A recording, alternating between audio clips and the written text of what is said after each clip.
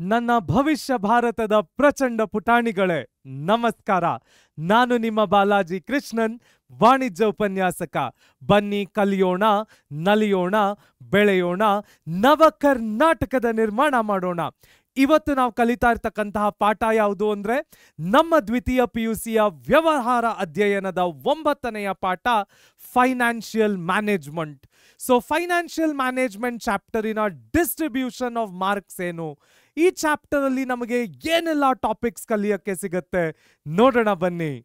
ನಮ್ಮ financial management ಪಾಠದಲ್ಲಿ 1 mark 2 ಪ್ರಶ್ನೆ, 2 ಮಾರ್ಕ್ 1 ಪ್ರಶ್ನೆ, 4 ಮಾರ್ಕ್ 1 ಪ್ರಶ್ನೆ, 8 ಮಾರ್ಕ್ ಯಾವುದೇ ಪ್ರಶ್ನೆ ಕೂಡ ಕೇಳೋದಿಲ್ಲ. ಒಟ್ಟು 8 ಮಾರ್ಕ್ಸಿಗೆ ಈ ಚಾಪ್ಟರಿನಿಂದ ಕ್ವೆಶ್ಚನ್ಸ್ ಅನ್ನ ಕೇಳ್ತಾನೆ. ಸೊ 1 ಮಾರ್ಕ್ 2 ಪ್ರಶ್ನೆ, 2 ಮಾರ್ಕ್ 1 ಪ್ರಶ್ನೆ, 4 ಮಾರ್ಕ್ 1 ಪ್ರಶ್ನೆ, 8 ಮಾರ್ಕಿಗೆ ಯಾವುದೇ ಪ್ರಶ್ನೆ ಕೂಡ ಕೇಳೋದಿಲ್ಲ. ಒಟ್ಟು 8 ಮಾರ್ಕ್ಸಿಗೆ ಫೈನಲ್ ಎಕ್ಸಾಮಿನೇಷನ್ನಲ್ಲಿ ಈ ಪಾಠದಿಂದ ಕೇಳ್ತಾನೆ. ಹಾಗಾದ್ರೆ ಈ ಚಾಪ್ಟರ್ನಲ್ಲಿ ನಾವು ಕಲಿಬೇಕಾಗಿರ್ತಕ್ಕಂತಹ ಮೊದಲನೆಯ ಟಾಪಿಕ್ ಯಾವುದು ನೋಡೋಣ ಬನ್ನಿ. ನಮ್ಮ ಮೊದಲನೆಯ ಟಾಪಿಕ್ ಅಂಡರ್ಸ್ಟ್ಯಾಂಡಿಂಗ್ ಬಿಸ್ನೆಸ್ ಫೈನಾನ್ಸ್. ಏನು ಬಿಸ್ನೆಸ್ ಫೈನಾನ್ಸ್ ಅಂದ್ರೆ ಬಹಳ ಸುಲಭ.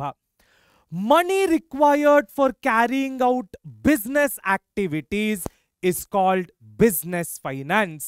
It is needed to establish, run, modernize, expand, diversify business operations. ಅಂದ್ರೆ ಅರ್ಥ ಏನು?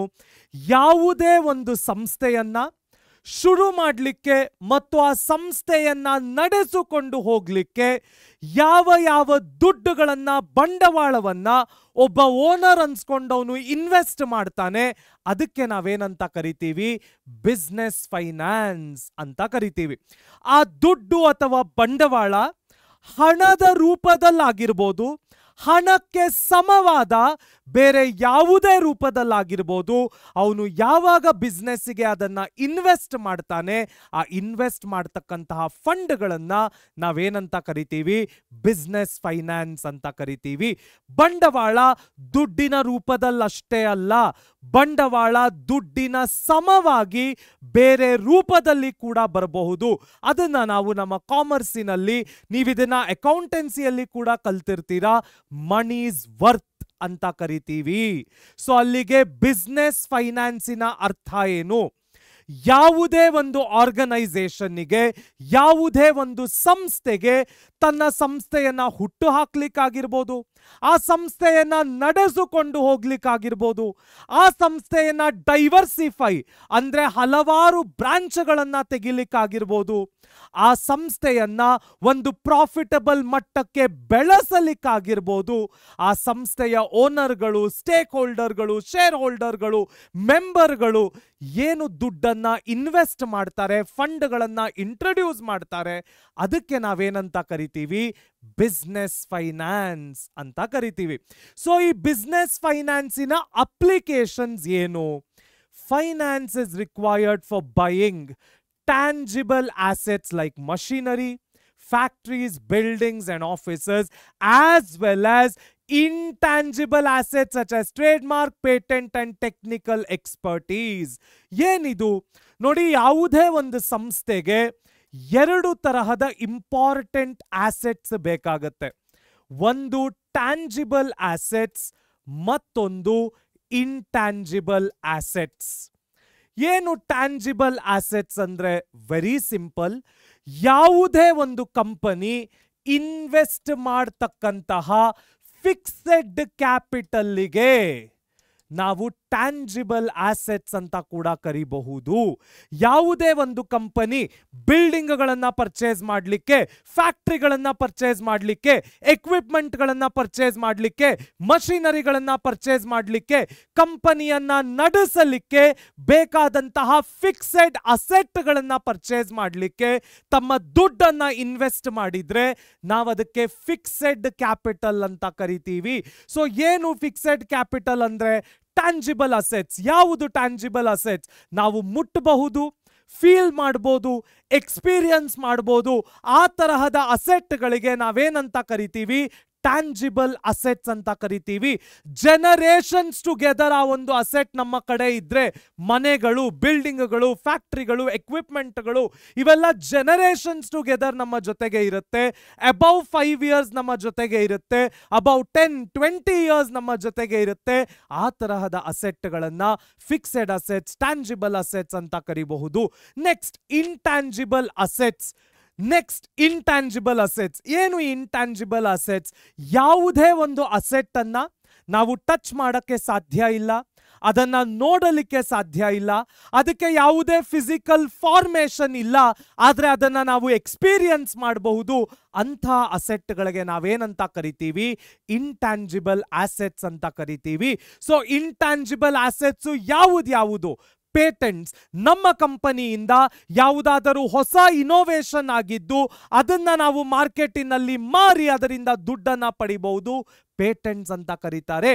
Technical expertise. ನಾವು ನಮ್ಮ ಕಂಪನಿಯಿಂದ ಯಾವುದೋ ಒಂದು ಸಾಫ್ಟ್ವೇರ್ ಅನ್ನ ಕಂಡುಹಿಡಿದಿದ್ದೇವೆ, ಆ ಸಾಫ್ಟ್ವೇರ್ ಅನ್ನ ಎಲ್ಲ ಕಡೆ ಇನ್ಸ್ಟಾಲ್ ಮಾಡಲಿಕ್ಕೆ ನಮಗೆ ಲೈಸೆನ್ಸ್ ಇದೆ, ಆ ಲೈಸೆನ್ಸ್ ಅನ್ನ ನಾವು ಮಾರ್ತಾ ಇದ್ದೇವೆ, ಅದು ನಮ್ಮ ಟೆಕ್ನಿಕಲ್ ಎಕ್ಸ್ಪರ್ಟೀಸ್, ಅದರಿಂದ ನಾವು ದುಡ್ಡು ಮಾಡ್ತೀವಿ. ಸೊ ಈ ತರಹದ ಅಸೆಟ್ಗಳಿಗೆ ನಾವೇನಂತ ಕರಿತೀವಿ? ಇಂಟ್ಯಾಂಜಿಬಲ್ ಅಸೆಟ್ಸ್ ಅಂತ ಕರಿತೀವಿ. ಸೊ ನಾನಿಲ್ಲಿ ಬರೀ ನಮ್ಮ ಕಂಪನಿ ಇನೋವೇಟ್ ಮಾಡ್ತಕ್ಕಂಥ ಪೇಟೆಂಟ್ಸು, ನಮ್ಮ ಕಂಪನಿ ಕಡೆಯಿಂದ ನಾವು ಮಾರಬಹುದಾದಂತ ಟೆಕ್ನಿಕಲ್ ಎಕ್ಸ್ಪರ್ಟೀಸ್ ಬಗ್ಗೆ ಮಾತಾಡಿದ್ವಿ. ಅದೇ ರೀತಿಯಲ್ಲಿ ಬೇರೆ ಕಂಪನಿಗಳಿಂದ ಕೆಲವೊಮ್ಮೆ ನಾವು ಕೂಡ ಪೇಟೆಂಟ್ಸ್ ಅನ್ನ ಖರೀದಿ ಮಾಡಬಹುದು, ನಾವು ಕೂಡ ಅವರ ಟೆಕ್ನಿಕಲ್ ಎಕ್ಸ್ಪರ್ಟೀಸ್ ಅನ್ನ ಉಪಯೋಗಿಸಬಹುದು, ಅದಕ್ಕೆ ನಾವು ದುಡ್ಡನ್ನ ಇನ್ವೆಸ್ಟ್ ಮಾಡಬೇಕಾಗತ್ತೆ. that becomes an application of business finance. So business finance ಅಂದ್ರೆ ಏನು ಅರ್ಥ? Very simple. ಯಾವುದೇ ಒಂದು ಬಿಸ್ನೆಸ್ಸಿಗೆ ಶುರು ಮಾಡಲಿಕ್ಕೆ ಹಾಕ್ತಕ್ಕಂತಹ ಬಂಡವಾಳ, ಅದನ್ನ ಮುಂದುವರಿಸಿಕೊಂಡು ಹೋಗ್ಲಿಕ್ಕೆ ಇನ್ವೆಸ್ಟ್ ಮಾಡ್ತಕ್ಕಂತಹ ದುಡ್ಡನ್ನ ನಾವು ಬಿಸ್ನೆಸ್ ಫೈನಾನ್ಸ್ ಅಂತ ಕರೆದ್ರೆ, ಅದರ ಅಪ್ಲಿಕೇಶನ್ ಎಲ್ಲೆಲ್ಲಿ ಆಗತ್ತೆ? ಸಿಂಪಲ್, ಎಲ್ಲ ಅಸೆಟ್ಗಳನ್ನ ಪರ್ಚೇಸ್ ಮಾಡಲಿಕ್ಕೆ ಆಗತ್ತೆ. ಅದಕ್ಕೆ ನಾವು assets column of the balance sheet ಅನ್ನ ಅಪ್ಲಿಕೇಶನ್ ಆಫ್ ಫಂಡ್ಸ್ ಅಂತ ಕೂಡ ಕರಿತೀವಿ. ನೆಕ್ಸ್ಟ್ ನೋಡೋದಾದ್ರೆ ಇಂಪಾರ್ಟೆನ್ಸ್ ಆಫ್ ಬಿಸ್ನೆಸ್ ಫೈನಾನ್ಸ್. ಯಾಕೆ ಬಿಸ್ನೆಸ್ ಫೈನಾನ್ಸ್ ಬೇಕು? ಮೊದಲಿಗೆ finance is central to day operations like buying the materials, paying the bills, salaries and collecting cash from customers. Adequate finance is crucial for business survival and growth. ಯಾವುದೇ ಒಂದು business ಆರ್ಗನೈಸೇಷನ್ನಿಗೆ 3 important objectives ಇರುತ್ತೆ. ಯಾವ ಆ 3 important objectives? ಮೊದಲನೆಯದು survival. ನಾನು survival ಆದಾಗ ಅಷ್ಟೇ ನಾನು ಗ್ರೋತ್ ಆಗ್ಲಿಕ್ಕೆ ಸಾಧ್ಯ. ಅದೇ ನನ್ನ ಎರಡನೆಯ ಆಬ್ಜೆಕ್ಟಿವ್, ಗ್ರೋತ್. ನಾನು ಗ್ರೋತ್ ಆದಾಗ್ಲೂ ಅಷ್ಟೇ ನಾನು ಪ್ರಾಫಿಟ್ ಅನ್ನ ತೆಗಿಲಿಕ್ಕೆ ಸಾಧ್ಯ. ಅದೇ ನನ್ನ ಮೂರನೆಯ ಆಬ್ಜೆಕ್ಟಿವ್, ಪ್ರಾಫಿಟ್. ಯಾವುದೇ ಒಂದು ಸಂಸ್ಥೆಗೆ 3 ಇಂಪಾರ್ಟೆಂಟ್ ಬಿಸ್ನೆಸ್ ಆಬ್ಜೆಕ್ಟಿವ್ಸ್ ಇರುತ್ತೆ: ಸರ್ವೈವಲ್, ಗ್ರೋತ್ ಮತ್ತು ಪ್ರಾಫಿಟ್. ಈ 3 ಆಬ್ಜೆಕ್ಟಿವ್ಗಳನ್ನ ನಾವು ಅಚೀವ್ ಮಾಡಬೇಕು ಅಂದ್ರೆ ಅದಕ್ಕೆ ಬಿಸ್ನೆಸ್ ಫೈನಾನ್ಸ್, ಬಂಡವಾಳ, ದುಡ್ಡು ಬಹಳ ಮುಖ್ಯವಾಗುತ್ತೆ. ನಮ್ಮ ಹತ್ರ ಅಡಿಕ್ವೇಟ್ ಇನ್ವೆಸ್ಟ್ಮೆಂಟ್ಗಳು ಇದ್ದಾಗ ಮಾತ್ರನೇ ನಾವು ಸರ್ವೈವಲ್ ಆಗ್ಲಿಕ್ಕೆ ಸಾಧ್ಯ, ಸರ್ವೈವಲ್ ನಿಂದ ಗ್ರೋತ್ ಆಗ್ಲಿಕ್ಕೆ ಸಾಧ್ಯ, ಗ್ರೋತಿನಿಂದ ಕಂಪನಿ ಪ್ರಾಫಿಟಬಲ್ ಆಗ್ಲಿಕ್ಕೆ ಸಾಧ್ಯ. ನಾನು ಕಂಪನಿ ಪ್ರಾಫಿಟಬಲ್ ಮಾಡಬೇಕು ಅಂದ್ರೆ ಹಲವಾರು ಕಾರಣಗಳಾಗತ್ತೆ. ನಮ್ಮ ಡೇ ಟು ಡೇ ಆಪರೇಷನ್ಗಳನ್ನ ನೋಡ್ಕೊಳ್ಬೇಕಾಗತ್ತೆ. ಅದು ರಾ ಮೆಟೀರಿಯಲ್ ತಗೊಳ್ಳೋದಾಗಿರ್ಬೋದು, ಬಿಲ್ಗಳನ್ನ ಕಟ್ಟೋದಾಗಿರ್ಬೋದು, ಎಂಪ್ಲಾಯೀಸ್ಗೆ ಸ್ಯಾಲರಿಗಳನ್ನ ಕೊಡೋದಾಗಿರ್ಬೋದು, ಕ್ಯಾಶ್ಗಳನ್ನ ಕರೆಕ್ಟ್ ಮಾಡೋದಾಗಿರ್ಬೋದು, ಕಸ್ಟಮರ್ಸ್ ಹತ್ರ ಕ್ಯಾಶ್ಗಳನ್ನ ಕಲೆಕ್ಟ್ ಮಾಡೋದಾಗಿರ್ಬೋದು. ಇವೆಲ್ಲವೂ ಕೂಡ ಬಹಳ ಇಂಪಾರ್ಟೆಂಟ್ ಆಗುತ್ತೆ. ಇವೆಲ್ಲವಕ್ಕೂ ಕೂಡ ದುಡ್ಡು ಬೇಕೇ ಬೇಕಾಗತ್ತೆ. ಅದಕ್ಕೆ ನಾನೊಂದು ಪಾಪ್ಯುಲರ್ ಪ್ರಾವರ್ಬ್ ಅನ್ನ ಈ ಚಾಪ್ಟರ್ಗೆ ಹೇಳ್ತೀನಿ: finance is the life blood of business. ಯಾವುದೇ ಒಂದು ಬಿಸ್ನೆಸ್ ಸಕ್ಸಸ್ಫುಲ್ ಆಗಿ ನಡಿಬೇಕು ಅಂದ್ರೆ ನನ್ನ ಹತ್ರ 1000 ಸ್ಟ್ರಾಟಜಿ ಇರ್ಬೋದು, ಹಂಡ್ರೆಡ್ಸ್ ಆಫ್ ಜನ ಒಳ್ಳೊಳ್ಳೆ ಸ್ಟ್ರಾಟಜಿಸ್ಟ್ಗಳನ್ನ ನಾನು ಹೈಯರ್ ಮಾಡ್ಬೋದು. ಅಲ್ಟಿಮೇಟ್ಲಿ ನನಗೆ ಇವರನ್ನೆಲ್ಲ ಮ್ಯಾನೇಜ್ ಮಾಡಲಿಕ್ಕೆ ಫೈನಾನ್ಸ್ ಇಲ್ಲ ಅಂದ್ರೆ ಆ ಬಿಸ್ನೆಸ್ ಅನ್ನ ನಡೆಸಲಿಕ್ಕೆ ಸಾಧ್ಯವೇ ಇಲ್ಲ. ಹಾಗಾದ್ರೆ ನೆಕ್ಸ್ಟ್ ಯಾವ ಟಾಪಿಕ್ ಕಲಿಯಕ್ಕೆ ಸಿಗತ್ತೆ ನೋಡೋಣ ಬನ್ನಿ. ಮುಂದಿನ ಟಾಪಿಕ್ ಫೈನಾನ್ಷಿಯಲ್ ಮ್ಯಾನೇಜ್ಮೆಂಟಿನ ಕೋರ್ ಕಾನ್ಸೆಪ್ಟ್ಗಳು. ಮೊದಲನೆಯದಾಗಿ ಆಪ್ಟಿಮಲ್ ಪ್ರೊಕ್ಯೂರ್ಮೆಂಟ್. ಏನು ಆಪ್ಟಿಮಲ್ ಪ್ರೊಕ್ಯೂರ್ಮೆಂಟ್ ಅಂದ್ರೆ, ಯಾವಾಗಲೂ ತಿಳ್ಕೊಳ್ಳಿ, ಯಾವುದೇ ಒಂದು ಬಿಸ್ನೆಸ್ ಅನ್ನ ನಾನು ಶುರು ಮಾಡಬೇಕು ಅಂದ್ರೆ ಆ ಬಿಸ್ನೆಸ್ಸಿಗೆ ಬೇಕಾಗಿರ್ತಕ್ಕಂತಹ ಬಂಡವಾಳವನ್ನ ಯಾವಾಗಲೂ ನಾನೇ ಇಟ್ಕೊಂಡು ನನ್ನ ಬಿಸ್ನೆಸ್ ಅನ್ನ ಶುರು ಮಾಡ್ತೀನಿ ಅಂತಕ್ಕಂಥ ಯಾವ ಗ್ಯಾರಂಟಿನೂ ಇಲ್ಲ. ನನ್ನ ಹತ್ರ ಬೆಸ್ಟ್ ಆಫ್ ಬೆಸ್ಟ್ ಐಡಿಯಾ ಇದೆ, ನಾನು ಇದೇ ಬಿಸ್ನೆಸ್ಸನ್ನ ಇದೇ ರೀತಿ ಮಾಡಬೇಕು ಅಂತಕ್ಕಂತಹ ಬ್ರೈನ್ ಇದೆ, ಆದರೆ ಆ ಬ್ರೈನನ್ನ ಅಥವಾ ಐಡಿಯಾವನ್ನ ಎಕ್ಸಿಕ್ಯೂಟ್ ಮಾಡಲಿಕ್ಕೆ ನನ್ನ ಹತ್ರ ದುಡ್ಡಿಲ್ಲ. That is where optimal procurement comes into picture. ಏನು ಆಪ್ಟಿಮಲ್ ಪ್ರೊಕ್ಯೂರ್ಮೆಂಟ್ ಅಂದ್ರೆ, ನಾನು ಇವಾಗ ನನ್ನ ಕಂಪನಿಗೆ ಬೇಕಾಗಿರ್ತಕ್ಕಂತಹ ಬಂಡವಾಳವನ್ನ ಪ್ರೊಕ್ಯೂರ್ ಮಾಡಲು, ತೆಗೆದುಕೊಳ್ಳಲು ಹಲವಾರು ಮಾರ್ಗಗಳಿವೆ. ನಾನು ಪಬ್ಲಿಕ್ ಹತ್ರ ಫಂಡ್ಗಳನ್ನ ರೇಸ್ ಮಾಡಬಹುದು, ಶೇರ್ಗಳನ್ನ ಕೊಟ್ಟು. ಡಿಬೆಂಚರ್ ಮುಖೇನ ಫಂಡ್ಗಳನ್ನ ರೇಸ್ ಮಾಡಬಹುದು, ಬ್ಯಾಂಕಿನಿಂದ ಲೋನ್ಗಳನ್ನ ತರಬಹುದು, ಮನೆಯವರ ಹತ್ರ ರಿಲೇಟಿವ್ಗಳ ಹತ್ರ ಲೋನ್ಗಳನ್ನ ಇಸ್ಕೊಂಡು ಬರ್ಬೋದು. ಯಾವುದು ಬೆಸ್ಟ್ ಸೋರ್ಸ್ ಆಫ್ ಫೈನಾನ್ಸ್ ಆಗುತ್ತೆ, ಯಾವುದು ನನ್ನ ಕಂಪನಿಯ ಭವಿಷ್ಯಕ್ಕೆ ಅತ್ಯುತ್ತಮ ಮಾರ್ಗ ಆಗುತ್ತೆ, ಅದನ್ನೇ ನಾನು ಸೆಲೆಕ್ಟ್ ಮಾಡಬೇಕಾಗತ್ತೆ. ಅದಕ್ಕೆ ನಾವೇನಂತ ಕರಿತೀವಿ, optimal procurement. Identifying and comparing different sources of finance in terms of cost and associated risk. ನಾನು ಪಬ್ಲಿಕ್ಕಿನಿಂದ ಶೇರ್ನ ಮುಖೇನ ದುಡ್ಡನ್ನ ತಂದ್ರೆ ನನ್ನ ಓನರ್ಶಿಪ್ ಅನ್ನ ಮಾರಬೇಕಾಗತ್ತೆ. ಡಿಬೆಂಚರ್ ಮುಖೇನ ನಾನು ದುಡ್ಡನ್ನ ತಂದ್ರೆ ಸಾಲಗಳು ಜಾಸ್ತಿ ಆಗತ್ತೆ. ಬ್ಯಾಂಕ್ನ ಮುಖೇನ ತಂದ್ರೆ ಡಾಕ್ಯುಮೆಂಟ್ಗಳನ್ನ ಅಡ ಇಡಬೇಕಾಗತ್ತೆ.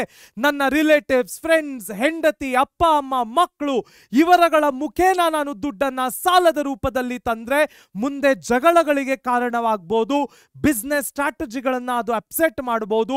ಈ ಎಲ್ಲ ರಿಸ್ಕ್ಗಳನ್ನ, ಈ ಎಲ್ಲ ಫ್ಯಾಕ್ಟರ್ಗಳನ್ನ ಯೋಚನೆ ಮಾಡ್ತಾ ನನ್ನ ಕಂಪನಿ, ನನ್ನ ಬಿಸ್ನೆಸ್ಸಿನ ಭವಿಷ್ಯಕ್ಕೆ ಯಾವುದು ಅತ್ಯುತ್ತಮವಾಗುತ್ತೆ ಆ ಸೋರ್ಸಿನಿಂದಾನೇ ನಾನು ದುಡ್ಡನ್ನ ಖರೀದಿ ಮಾಡಬೇಕಾಗತ್ತೆ. ನಾನಿಲ್ಲಿ ಖರೀದಿ ಮಾಡಬೇಕಾಗತ್ತೆ ಅನ್ನೋ ಪದವನ್ನ ಬಹಳ ಕಾನ್ಶಿಯಸ್ ಆಗಿ ಉಪಯೋಗಿಸ್ತಾ ಇದ್ದೀನಿ. ಯಾಕೆಂದ್ರೆ ನಾವು ಬಿಸ್ನೆಸ್ಸಿಗೆ ಫಂಡ್ಸ್ ಅನ್ನ ರೇಸ್ ಮಾಡಿದಾಗ simple, we are purchasing the finance. Next ನೋಡೋದಾದ್ರೆ ಎಫೆಕ್ಟಿವ್ ಡೆಪ್ಲಾಯ್ಮೆಂಟ್. ಇಲ್ಲಿ ನಾವು ಬ್ಯಾಲೆನ್ಸ್ ಶೀಟಿನ ಎರಡು ಇಂಪಾರ್ಟೆಂಟ್ ಹೆಡ್ಡಿಂಗ್ ನ ಬಗ್ಗೆ ತಿಳ್ಕೊಳ್ಬೇಕಾಗತ್ತೆ. ಒಂದು ಲಯಬಿಲಿಟೀಸ್, ಮತ್ತೊಂದು ಅಸೆಟ್ಸ್. ನಮ್ಮ ಕಾಮರ್ಸಿನಲ್ಲಿ ಲಯಬಿಲಿಟೀಸ್ ಅನ್ನ ನಾವು ಸೋರ್ಸಸ್ ಆಫ್ ಫಂಡ್ಸ್ ಅಂತ ಕರಿತೇವೆ. ಅಸೆಟ್ಸ್ ಅನ್ನ ನಾವು ಅಪ್ಲಿಕೇಶನ್ ಆಫ್ ಫಂಡ್ಸ್ ಅಂತ ಕರಿತೇವೆ. Very important point to be noted. ನಮ್ಮ ಸೋರ್ಸಸ್ ಆಫ್ ಫಂಡ್ಸ್ ಇದು. ಯಾವುದು ಬೆಸ್ಟ್ ಆಪ್ಟಿಮಲ್ ಪ್ರೊಕ್ಯೂರ್ಮೆಂಟ್? ಅದು ಫಿಕ್ಸೆಡ್ ಲಯಬಿಲಿಟೀಸಾ, ಕರೆಂಟ್ ಲಯಬಿಲಿಟೀಸಾ? ಫಿಕ್ಸೆಡ್ ಲಯಬಿಲಿಟೀಸ್ ಆದ್ರೆ ನಾನು ಎಕ್ವಿಟಿಗೆ ಹೋಗ್ಬೇಕಾ, ಪ್ರಿಫರೆನ್ಸ್ಗೆ ಹೋಗ್ಬೇಕಾ, ಡಿಬೆಂಚರ್ಸ್ಗೆ ಹೋಗ್ಬೇಕಾ? ಅದು ಅಕಸ್ಮಾತ್ ಕರೆಂಟ್ ಲಯಬಿಲಿಟೀಸ್ ಆದ್ರೆ ನನ್ನ ದಿನನಿತ್ಯಕ್ಕೆ ನಾನು ಹೇಗೆ ದುಡ್ಡನ್ನ ಹೊಂದಿಸಬೇಕು? ಇವೆಲ್ಲ ಪ್ರಶ್ನೆಗಳು ಬರುತ್ತೆ. ಸೋರ್ಸಸ್ ಆಫ್ ಫಂಡ್ಸ್, ನಾನು ದುಡ್ಡನ್ನ ಹೊಂದಿಸಿದ ಮೇಲೆ ಆ ದುಡ್ಡನ್ನ ಎಲ್ಲೆಲ್ಲ ಇನ್ವೆಸ್ಟ್ ಮಾಡಬೇಕು, ಅದಕ್ಕೆ ನಾವೇನಂತ ಕರಿತೀವಿ, effective deployment. In other words, this is nothing but application of funds. ನಾನು ಯಾವ ಯಾವ ಸೋರ್ಸ್ಗಳಿಂದ ದುಡ್ಡನ್ನ ತಂದಿದ್ದೆ ಆ ದುಡ್ಡನ್ನ ಯಾವ ಯಾವ ಜಾಗದಲ್ಲಿ ಅಪ್ಲೈ ಮಾಡಬೇಕಾಗತ್ತೆ, ಯಾವ ಯಾವ ಜಾಗದಲ್ಲಿ ಇನ್ವೆಸ್ಟ್ ಮಾಡಬೇಕಾಗತ್ತೆ. ಯಾವಾಗಲೂ ತಿಳ್ಕೊಳ್ಳಿ, ನಾನು ನನ್ನ ಅಸೆಟ್ಗಳ ಮೇಲೆ ಯಾವ ರೀತಿ ಇನ್ವೆಸ್ಟ್ ಮಾಡಬೇಕು ಅಂದ್ರೆ ನಾನು ಹಾಕಿರ್ತಕ್ಕಂತಹ ದುಡ್ಡು ದುಪ್ಪಟ್ಟಾಗಿ ನನಗೆ ರಿಟರ್ನ್ಗಳನ್ನ ಕೊಡಬೇಕು. ಅದಕ್ಕೆ ನಾವೇನಂತ ಕರಿತೀವಿ, effective deployment. Investing procured funds to ensure returns exceeds the cost of procurement. ನಾನು ರೇಸ್ ಮಾಡಿರ್ತಕ್ಕಂತಹ ದುಡ್ಡಿನ ಖರ್ಚಿಗಿಂತ ನಾನು ಆ ದುಡ್ಡನ್ನ ಬಂಡವಾಳದ ರೂಪದಲ್ಲಿ ಇನ್ವೆಸ್ಟ್ ಮಾಡಿ ಎಷ್ಟು ರಿಟರ್ನ್ಸ್ ಅನ್ನ, ಪ್ರಾಫಿಟ್ ಅನ್ನ ಆಚೆ ತೆಗಿತೀನಿ, ಅದು ಬಹಳ ಮುಖ್ಯವಾಗುತ್ತೆ. ನನ್ನ ಖರ್ಚಿಗಿಂತ ಲಾಭ ಜಾಸ್ತಿ ಇರಬೇಕಾಗತ್ತೆ. ಅದಕ್ಕೆ ನಾನೇನಂತ ಕರಿತೀನಿ, ಎಫೆಕ್ಟಿವ್ ಡೆಪ್ಲಾಯ್ಮೆಂಟ್ ಅಂತ ಕರಿತೀನಿ. ನೆಕ್ಸ್ಟ್ ನೋಡೋದಾದ್ರೆ ರಿಸ್ಕ್ ಮ್ಯಾನೇಜ್ಮೆಂಟ್. ಬಹಳ ಬಹಳ ಮುಖ್ಯ. ಇವತ್ತಿನ ಕಾಲಘಟ್ಟಕ್ಕೆ ನಾವು ಫೈನಾನ್ಸನ್ನ ಬಿಸ್ನೆಸ್ಗೆ ಪ್ರೊಕ್ಯೂರ್ ಮಾಡಬೇಕಾದ್ರೆ ಹಲವಾರು ರೀತಿಯ ರಿಸ್ಕ್ಗಳನ್ನು ನಾವು ಫೇಸ್ ಮಾಡಬೇಕಾಗತ್ತೆ. ಅದು ಯಾವುದೇ ರೀತಿಯ ರಿಸ್ಕ್ ಆಗಿರ್ಬೋದು, ಅದು ಸಿಸ್ಟಮ್ಯಾಟಿಕ್ ರಿಸ್ಕ್ ಆಗಿರ್ಬೋದು, ನಾನ್ ಸಿಸ್ಟಮ್ಯಾಟಿಕ್ ರಿಸ್ಕ್ಗಳಾಗಿರ್ಬೋದು. ಏನು ಸಿಸ್ಟಮ್ಯಾಟಿಕ್ ರಿಸ್ಕ್ ಅಂದರೆ ಮಾರ್ಕೆಟ್ ರಿಸ್ಕ್ ಅಂತ ಅರ್ಥ. ನಾನು ಶೇರುಗಳ ಮುಖೇನ, ಡಿಬೆಂಚರ್ಗಳ ಮುಖೇನ ಮಾರ್ಕೆಟ್ಟಿನಿಂದ ನಾನು ಫೈನಾನ್ಸ್ ಅನ್ನ ರೇಸ್ ಮಾಡಿದ್ರೆ ಮಾರ್ಕೆಟ್ ಫ್ಯಾಕ್ಟರ್ಗಳ ಎಫೆಕ್ಟು ಬಹಳ ಇಂಪಾರ್ಟೆಂಟ್ ಆಗುತ್ತೆ. ಕೆಲವೊಮ್ಮೆ ಸಡನ್ ಆಗಿ ರೆಸಿಷನ್ಗಳು ಬಂದ್ಬಿಡುತ್ತೆ, ಎಲ್ಲೂ ದುಡ್ಡು ಸಿಗೋದಿಲ್ಲ, ಮಾರ್ಕೆಟ್ನಲ್ಲಿ ಜನ ಇನ್ವೆಸ್ಟ್ ಮಾಡಲಿಕ್ಕೆ ರೆಡಿ ಇರೋದಿಲ್ಲ. ಆ ಥರ ಸಮಯದಲ್ಲಿ ನನ್ನ ಬಿಸ್ನೆಸ್ ಅನ್ನ ನಡೆಸಲಿಕ್ಕೆ ಬಹಳ ಕಷ್ಟವಾಗುತ್ತೆ. This is exactly what is happening right now in the whole world. ತುಂಬಾ ಕಡೆ ನಾವು ಇದನ್ನ ವಿಂಟರ್ ಫಂಡ್ ಅಂತ ಕರಿತೀವಿ ಅಥವಾ ಫಂಡ್ ವಿಂಟರ್ ಅಂತ ಕರಿತೀವಿ. ಏನು ಅದರ ಅರ್ಥ? ಕೋವಿಡ್ ನಲ್ಲಿ ನೀವು ಅಬ್ಸರ್ವ್ ಮಾಡಿದ್ರೆ ಅಥವಾ ನೀವು ಕೋವಿಡ್ ನಲ್ಲಿ ಬಹಳ ಚಿಕ್ಕ ಮಕ್ಕಳಾಗಿದ್ರೆ ನೀವೊಂದು 5 ವರ್ಷದ ಹಿಂದಿನ ಆರ್ಟಿಕಲ್ಗಳನ್ನೆಲ್ಲ ತೆಗೆದು ಓದ್ಬೋದು.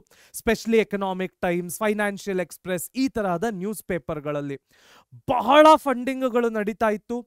ದೊಡ್ಡ ದೊಡ್ಡ ದೊಡ್ಡ ಸ್ಟಾರ್ಟಪ್ಗಳು ಬಹಳ ಫಂಡ್ಗಳನ್ನ ವೆಂಚರ್ ಕ್ಯಾಪಿಟಲಿಸ್ಟ್. ಯಾರು ವೆಂಚರ್ ಕ್ಯಾಪಿಟಲಿಸ್ಟ್ ಅಂದ್ರೆ ನನ್ನ ಐಡಿಯಾವನ್ನ ಈ ವ್ಯಕ್ತಿ ಹತ್ರ ತಗೊಂಡೋಗಿ ಆ ವ್ಯಕ್ತಿಗೆ ನನ್ನ ಐಡಿಯಾ ಇಷ್ಟ ಆದ್ರೆ ಅವನು ನನ್ನ ಬಿಸ್ನೆಸ್ಸಿಗೆ ಇನ್ವೆಸ್ಟ್ ಮಾಡ್ತಾನೆ. ಅವನನ್ನ ವೆಂಚರ್ ಕ್ಯಾಪಿಟಲಿಸ್ಟ್ ಅಂತ ಕರಿತೀವಿ. ಏಂಜಲ್ ಇನ್ವೆಸ್ಟರ್ ಅಂತ ಕೂಡ ಕರೀತಾರೆ. ಸಿನಿಮಾ ಇಂಡಸ್ಟ್ರಿ ನಡೀತಾ ಇರ್ತಕ್ಕಂಥದ್ದೇ ಏಂಜಲ್ ಇನ್ವೆಸ್ಟ್ಮೆಂಟ್ಗಳ ಮೇಲೆ. ಡೈರೆಕ್ಟರ್ ಅವನ ಐಡಿಯಾವನ್ನ ಪ್ರೊಡ್ಯೂಸರ್ ಬಳಿ ತಗೊಂಡೋಗ್ತಾನೆ. ಪ್ರೊಡ್ಯೂಸರಿಗೆ ಹೇಳ್ತಾನೆ, ಸರ್ ಇದು ನನ್ನ ಐಡಿಯಾ, ಸಿನಿಮಾ ಮಾಡಬೇಕು ಅನ್ಕೊಂಡಿದ್ದೀನಿ, ದುಡ್ಡು ಹಾಕಿ. Angel investment, venture capitalism. ಕ್ಲಿಯರಾ? ಸೊ ಈ ರೀತಿ ಯಾವಾಗ ಮಾರ್ಕೆಟಿನಲ್ಲೇ ಪ್ರಾಬ್ಲಮ್ ಆಗಲಿಕ್ಕೆ ಶುರುವಾಗುತ್ತೆ, ರೆಸಿಷನರಿ ಪೀರಿಯಡ್ಗಳು ಬರುತ್ತೆ, ಈ ವೆಂಚರ್ ಕ್ಯಾಪಿಟಲಿಸ್ಟ್, ಏಂಜಲ್ ಇನ್ವೆಸ್ಟರ್ಗಳು ಮತ್ತೆ ಪಬ್ಲಿಕ್ಗಳು ಕೂಡ ಇನ್ವೆಸ್ಟ್ ಮಾಡಲಿಕ್ಕೆ ರಿಲಕ್ಟೆಂಟ್ ಆಗ್ತಾರೆ. ರಿಸ್ಕ್ ಬಿಸ್ನೆಸ್ಸಿಗೆ ಕ್ರಿಯೇಟ್ ಆಗುತ್ತೆ. ಇದಕ್ಕೆ ಒಂದು ಬೆಸ್ಟ್ ಎಕ್ಸಾಂಪಲ್ ನಾವು ತಗೊಳ್ಳೋದಾದ್ರೆ ನಮ್ಮ ಬೈಜೂಸ್ ಬಹಳ ದೊಡ್ಡ ಎಟ್ಟೆಕ್ ಕಂಪನಿ ಆಗಿತ್ತು. ಆಲ್ಮೋಸ್ಟ್ $22 ಬಿಲಿಯನ್ ವ್ಯಾಲ್ಯೂಯೇಷನ್ ಅಲ್ಲಿ ಕಂಪನಿ ನಡೀತಾ ಇತ್ತು. ಇವತ್ತಿನ ಕಾಲಘಟ್ಟಕ್ಕೆ ಆಲ್ಮೋಸ್ಟ್ ಈ ಕಂಪನಿ ಕ್ಲೋಸ್ ಆಗಿದೆ ಅಂದ್ರೆ ಅದು ತಪ್ಪಾಗೋದಿಲ್ಲ. Byju's had a winter fund ಅಥವಾ ಫಂಡ್ ವಿಂಟರ್. ಅನ್ಯಾಯವಾಗಿ ದುಡ್ಡುಗಳನ್ನ ಬೇಡದೇ ಇದ್ದ ರೂಪದಲ್ಲಿ ಖರ್ಚು ಮಾಡಿದ್ರು. 2020, 21, 22 ಎಟ್ಟೆಕ್ ಬೂಮಲ್ಲಿ ಇದ್ದಂತಹ ಸಮಯ ಎಲ್ಲರೂ ಅವರ ಮೇಲೆ ಇನ್ವೆಸ್ಟ್ ಮಾಡಿದ್ರು. ಆದ್ರೆ ಅವರು ದುಡ್ಡನ್ನ ಕರೆಕ್ಟ್ ಆಗಿ ಮ್ಯಾನೇಜ್ ಮಾಡಲಿಲ್ಲ. ಅನ್ನೆಸೆಸರಿಯಾಗಿ ಎಕ್ಸ್ಪೆಂಡಿಚರ್ಗಳನ್ನ ಮಾಡಲಿಕ್ಕೆ ಶುರು ಮಾಡಿದ್ರು. ಮೆಸ್ಸಿಯನ್ನ ಬ್ರ್ಯಾಂಡ್ ಅಂಬಾಸಡರ್ ಆಗಿ ತರೋದು, ಹಲವಾರು ಸ್ಟಾರ್ಟ್ಅಪ್ಗಳನ್ನ ಸುಮ್ಮನೆ ಅಕ್ವೈರ್ ಮಾಡ್ಕೊಳ್ಳೋದು, ಅನ್ಯಾಯವಾಗಿ ದುಡ್ಡನ್ನ ಖರ್ಚು ಮಾಡಿದ್ರು. ಅವರಿಗೆ ಅವರೇ ರಿಸ್ಕ್ ಅನ್ನ ಕ್ರಿಯೇಟ್ ಮಾಡಿಕೊಂಡ್ರು. ರಿಸ್ಕ್ ಮ್ಯಾನೇಜ್ಮೆಂಟ್ ಅನ್ನ ಸರಿಯಾಗಿ ಮಾಡಲಿಲ್ಲ. ಈ ತರ ನಾವು ಲೆಕ್ಕಕ್ಕೆ ತಗೊಂಡ್ರೆ ಹಲವಾರು ಕಂಪನಿಗಳು ಸಿಗುತ್ತೆ. ಯಾವಾಗ ಅವರು ಫಂಡ್ ವಿಂಟರ್ಗಳು ಬಂದಾಗ ದುಡ್ಡನ್ನ ಸರಿಯಾಗಿ ಮ್ಯಾನೇಜ್ ಮಾಡೋದಿಲ್ಲ ಅಥವಾ ಬೇರೆ ಯಾವುದೇ ಕಾರಣಕ್ಕಾಗಿರ್ಬೋದು ಅವರು ರಿಸ್ಕ್ಗಳನ್ನ ಸರಿಯಾಗಿ ಮ್ಯಾನೇಜ್ ಮಾಡೋದಿಲ್ಲ, ಅಂತಹ ಸಂದರ್ಭಗಳಲ್ಲಿ ಬಿಸ್ನೆಸ್ಸಿಗೆ ಅದು ಬ್ಯಾಡ್ ಆಗಿ ಎಫೆಕ್ಟ್ ಆಗುವಂತ ಚಾನ್ಸಸ್ ಇದೆ. ಬಿಸ್ನೆಸ್ ಕ್ಲೋಸ್ ಆಗುವಂತಹ ಚಾನ್ಸಸ್ ಇದೆ. ಆದ ಕಾರಣ ರಿಸ್ಕ್ ಮ್ಯಾನೇಜ್ಮೆಂಟ್ ಬಹಳ ಮುಖ್ಯವಾಗುತ್ತೆ. So reducing the cost of funds while keeping the risk under control. ನಾವು ಕಾಸ್ಟ್ ಆಫ್ ಫಂಡ್ಗಳನ್ನು ಎಷ್ಟಾಗುತ್ತೋ ಅಷ್ಟು ರೆಡ್ಯೂಸ್ ಮಾಡಬೇಕು. ರಿಸ್ಕ್ಗಳನ್ನು ಮರಿಬಾರ್ದು. ನಾವು ಯಾವ ಫ್ಯಾಕ್ಟರ್ಗಳಿಂದ ದುಡ್ಡನ್ನು ತರ್ತಾ ಇದ್ದೇವೆ, ಎಲ್ಲ ಫ್ಯಾಕ್ಟರ್ಗಳಲ್ಲೂ ಎಷ್ಟು ರಿಸ್ಕ್ ಇದೆ ಅನ್ನೋದನ್ನ ಎವ್ಯಾಲ್ಯೂಯೇಟ್ ಮಾಡ್ತಕ್ಕಂಥದ್ದು ಬಹಳ ಮುಖ್ಯವಾಗುತ್ತೆ. ನೆಕ್ಸ್ಟ್, ಲಿಕ್ವಿಡಿಟಿ ಮ್ಯಾನೇಜ್ಮೆಂಟ್ ಮತ್ತೊಂದು ಇಂಪಾರ್ಟೆಂಟ್ ಫ್ಯಾಕ್ಟರ್. ಯಾವುದೇ ಒಂದು ಕಂಪನಿಯಲ್ಲಿ liquid cash is always an important factor. ನಾನು ಎಷ್ಟು ಕೋಟಿ ಆದ್ರೂ ಪೇಪರ್ ಮೇಲೆ ವೆಲ್ತ್ ಇಟ್ಕೊಂಡಿರ್ಬೋದು, ನನ್ನ ಬ್ಯಾಂಕ್ ಬ್ಯಾಲೆನ್ಸ್ ಎಷ್ಟಿದೆ that is the real wealth. ನಾನು ಈ ಪೇಪರ್ ವೆಲ್ತ್ನ ಎನ್ಕ್ಯಾಶ್ ಮಾಡಿದ್ಮೇಲೆ ಅಷ್ಟೇ ನನ್ನ ರಿಯಲ್ ವೆಲ್ತ್ ಎಷ್ಟು ಅಂತ ಡಿಸೈಡ್ ಆಗೋದು. ಅದನ್ನ ನಾನು ಸಿಂಪಲ್ ಆಗಿ ಲಿಕ್ವಿಡಿಟಿ ಮ್ಯಾನೇಜ್ಮೆಂಟ್ ಅಂತಾನೆ ಕರಿತೀನಿ. ಏನು ಲಿಕ್ವಿಡಿಟಿ ಅಂದ್ರೆ ಎಷ್ಟು ಬಿಸ್ನೆಸ್ಗಳ ಹತ್ರ ಲಿಕ್ವಿಡ್ ಕ್ಯಾಶ್ ಇದೆ, ಬ್ಯಾಂಕ್ ಅಕೌಂಟಿನಲ್ಲಾಗಿರ್ಬೋದು, ನನ್ನ ಕೌಂಟರಿನಲ್ಲಾಗಿರ್ಬೋದು, ಎಷ್ಟು ದುಡ್ಡು ಬಿಸ್ನೆಸ್ಸಿನ ಒಳಗೆ ಓಡಾಡ್ತಾ ಇದೆ, ಅದನ್ನ ಯಾವ ರೀತಿ ಎಫಿಷಿಯಂಟ್ ಆಗಿ ನಾವು ಮ್ಯಾನೇಜ್ ಮಾಡ್ತೀವಿ, that is nothing but liquidity management. So ensuring availability of funds when required while avoiding idle finance. ಸುಮ್ಮನೆ ಅದನ್ನ ಐಡಲ್ ಆಗಿ ಇಡೋದು ಬೇಡ, ಆದ್ರೆ ನಮ್ಮ ಕಷ್ಟ ಕಾಲಕ್ಕೆ ಆ ದುಡ್ಡು ಆಗಬೇಕು. That is liquidity management. ಇದಕ್ಕೆ ನಾನೊಂದು ಅತ್ಯದ್ಭುತವಾದ ಲೈವ್ ಎಕ್ಸಾಂಪಲ್ ಅಂದ್ರೆ ನಮ್ಮೆಲ್ಲರ ತಾಯಂದಿರು ಮಕ್ಕಳ. ನೀವು ಎಲ್ಲ ತಾಯಿಯರನ್ನು ನೋಡಿರ್ಬೋದು, ಮನೆಯಲ್ಲಿ ಅಕ್ಕಿ ಡಬ್ಬದೊಳಗೆ, ಬೇಳೆ ಡಬ್ಬದೊಳಗೆ, ಯಾವುದೋ ಒಂದು ಸ್ಪೈಸಸ್ ಡಬ್ಬದೊಳಗೆ 1,000 ರೂಪಾಯಿ, 2,000 ರೂಪಾಯಿ, 3,000 ರೂಪಾಯಿ ಈ ಥರ ಎಷ್ಟೊಂದು ದುಡ್ಡನ್ನ ಕೂಡಿಟ್ಟಿರ್ತಾರೆ. ಮಂತ್ ಎಂಡಲ್ಲೋ ಯಾವಾಗಾದ್ರೂ ಏನಾದರೂ ಅರ್ಜೆಂಟಾಗಿ ದುಡ್ಡು ಬೇಕು ಅಂದಾಗ ಅಮ್ಮ ನಿಧಾನಕ್ಕೆ ಬೇಳೆ ಡಬ್ಬದಿಂದ ದುಡ್ಡನ್ನು ತೆಗೆದು ತಗೊಳಪ್ಪ ಅಂತ ಕೈಗಿಡ್ತಾರೆ. That is liquidity management. ದುಡ್ಡನ್ನು ಮ್ಯಾನೇಜ್ ಮಾಡೋದನ್ನ ನಮ್ಮ ತಂದೆ ತಾಯಿಯರ ಹತ್ರ, ನಮ್ಮ ಓಲ್ಡರ್ ಜನರೇಷನ್ಸ್ ಹತ್ರ ನಾವು ಅತ್ಯದ್ಭುತವಾಗಿ ಕಲಿಬೋದು. ಅದನ್ನೇ ನಾವಿವತ್ತು ಒಂದು ಕ್ಲಾಸ್ ರೂಮ್ ಎನ್ವಿರಾನ್ಮೆಂಟ್ನಲ್ಲಿ ಕಲಿತಾ ಇದ್ದೀವಿ. ಹಾಗಾದರೆ ನೆಕ್ಸ್ಟ್ ನಮಗೆ ಏನು ಕಲಿಯೋಕ್ಕೆ ಸಿಗುತ್ತೆ ನೋಡೋಣ ಬನ್ನಿ. ಮುಂದಿನ topic importance of financial management. ಏನು ಮೊದಲನೆಯ ಇಂಪಾರ್ಟೆಂಟ್? Fixed assets impact. ಏನು ಫಿಕ್ಸೆಡ್ ಆಸೆಟ್ಸ್ ಇಂಪ್ಯಾಕ್ಟ್ ಅಂದ್ರೆ, ಇವತ್ತಿನ ಕಾಲಘಟ್ಟಕ್ಕೆ ಹಲವಾರು ಎಜುಕೇಶನಲ್ ಇನ್ಸ್ಟಿಟ್ಯೂಷನ್ಗಳು ಬಹಳ ದೊಡ್ಡ ಲೆವೆಲ್ಗೆ ಬೆಳೆದು ನಿಂತಿವೆ. ನಾನೊಂದು ಸಣ್ಣ ಕಿವಿ ಮಾತು ಹೇಳ್ತೀನಿ. ಮೆಜಾರಿಟಿ ಆಫ್ ದೀಸ್ ಎಡ್ಯುಕೇಶನಲ್ ಇನ್ಸ್ಟಿಟ್ಯೂಷನ್ಸ್ ಅವರು ಎಡ್ಯುಕೇಶನಲ್ ಸೆಕ್ಟಾರಲ್ಲಿ ಇಲ್ಲ, ಬದಲಿಗೆ ಅವರು ರಿಯಲ್ ಎಸ್ಟೇಟ್ ಸೆಕ್ಟಾರ್ನಲ್ಲಿ ಇದ್ದಾರೆ. ಯಾಕೆ ನಾನು ಈ ಮಾತನ್ನ ಹೇಳ್ತಾ ಇದ್ದೀನಿ? ಹಲವಾರು ಎಡ್ಯುಕೇಶನಲ್ ಇನ್ಸ್ಟಿಟ್ಯೂಷನ್ಸ್ ಕರ್ನಾಟಕದಲ್ಲಿ ಇವತ್ತು ಅವರವರ ಸ್ವಂತ ಜಾಗಗಳಲ್ಲಿ ಸ್ಕೂಲು, ಕಾಲೇಜು, ಯೂನಿವರ್ಸಿಟಿಗಳನ್ನ ಕಟ್ಕೊಂಡಿದ್ದಾರೆ. ಮೆಜಾರಿಟಿ ಆಫ್ ದೀಸ್ ಇನ್ಸ್ಟಿಟ್ಯೂಷನ್ಸಿನ ವ್ಯಾಲ್ಯೂ ಬರ್ತಕ್ಕಂಥದ್ದೇ ಅವರ ರಿಯಲ್ ಎಸ್ಟೇಟ್ ಜಾಗಗಳಿಂದ. ಎಡ್ಯುಕೇಶನ್ ಅಲ್ಲಿ ಅವರು ಎಡ್ಯುಕೇಶನ್ ಸೆಕ್ಟಾರ್ನಲ್ಲಿ ತಮ್ಮ ಬಿಸ್ನೆಸ್ ಅನ್ನ ಮಾಡ್ತಾ ಇರ್ಬೋದು, ಯೂನಿವರ್ಸಿಟಿ, ಸ್ಕೂಲು, ಕಾಲೇಜುಗಳನ್ನ ಕಟ್ಟಿರ್ಬೋದು, ಸತ್ಯ. ಆದ್ರೆ ಅವರ ಬಿಸ್ನೆಸ್ಸಿನ ಅತ್ಯಮೂಲ್ಯವಾದ ದುಡ್ಡಿನ ವ್ಯಾಲ್ಯೂ ಬರ್ತಕ್ಕಂಥದ್ದೇ ಅವರು ಕಟ್ಟಿರುವಂತಹ ಜಾಗದಿಂದ, ರಿಯಲ್ ಎಸ್ಟೇಟಿನಿಂದ. ರಿಯಲ್ ಎಸ್ಟೇಟ್ ಅಥವಾ ಜಾಗ is nothing but fixed assets. ಯಾವುದೇ ಒಂದು ಆರ್ಗನೈಸೇಷನ್ಗೆ, ಯಾವುದೇ ಒಂದು ಕಂಪನಿಗೆ ಫಿಕ್ಸೆಡ್ ಅಸೆಟ್ಗಳು ಬಹಳ ಬಹಳ ಮುಖ್ಯವಾಗುತ್ತೆ. ಜನರೇಷನ್ ಟುಗೆದರ್ ಈ ಫಿಕ್ಸೆಡ್ ಅಸೆಟ್ಗಳು ಆ ಕಂಪನಿಯ ಜೊತೆಗಿರುತ್ತೆ, ಆ ಆರ್ಗನೈಸೇಷನ್ನಿನ ಜೊತೆಗಿರುತ್ತೆ. ಇದರ ಇಂಪ್ಯಾಕ್ಟ್ ಬಹಳ ಬಹಳ ದೊಡ್ಡದು. ಇದನ್ನು ನಾವು ನಮ್ಮ ರಿಯಲ್ ಲೈಫ್ ಎಕ್ಸಾಂಪಲ್ ಅಲ್ಲಿ ಕೂಡ ತಗೊಳ್ಬಹುದು. ನಾವು ಸ್ವಂತ ಮನೆಗಳನ್ನ ಕಟ್ತೀವಿ. ಸ್ವಂತ ಮನೆಗಳು ನಮ್ಮ ಕನಸು. ನಾನು ಆ ಸ್ವಂತ ಮನೆಯಲ್ಲಿದ್ದು ಎಂಜಾಯ್ ಮಾಡ್ತೀನಿ. ನನ್ನ ಮಕ್ಕಳು, ಮೊಮ್ಮಕ್ಕಳು, ಮರಿ ಮಕ್ಕಳು, ಅವರ ಮಕ್ಕಳು, ನನ್ನ ತಂದೆ ತಾಯಿ, ನಾವೆಲ್ಲರೂ ಸ್ವಂತ ಮನೆಯಲ್ಲಿದ್ದು ಎಂಜಾಯ್ ಮಾಡ್ತೀವಿ.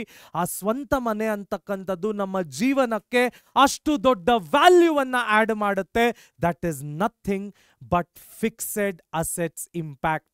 ಇದು ಒಂದು ಬಿಸ್ನೆಸ್ಸಿನಲ್ಲೂ ಕೂಡ ಸತ್ಯ. Financial decisions determine the size and composition of fixed assets affecting the companies operational capacity and efficiency.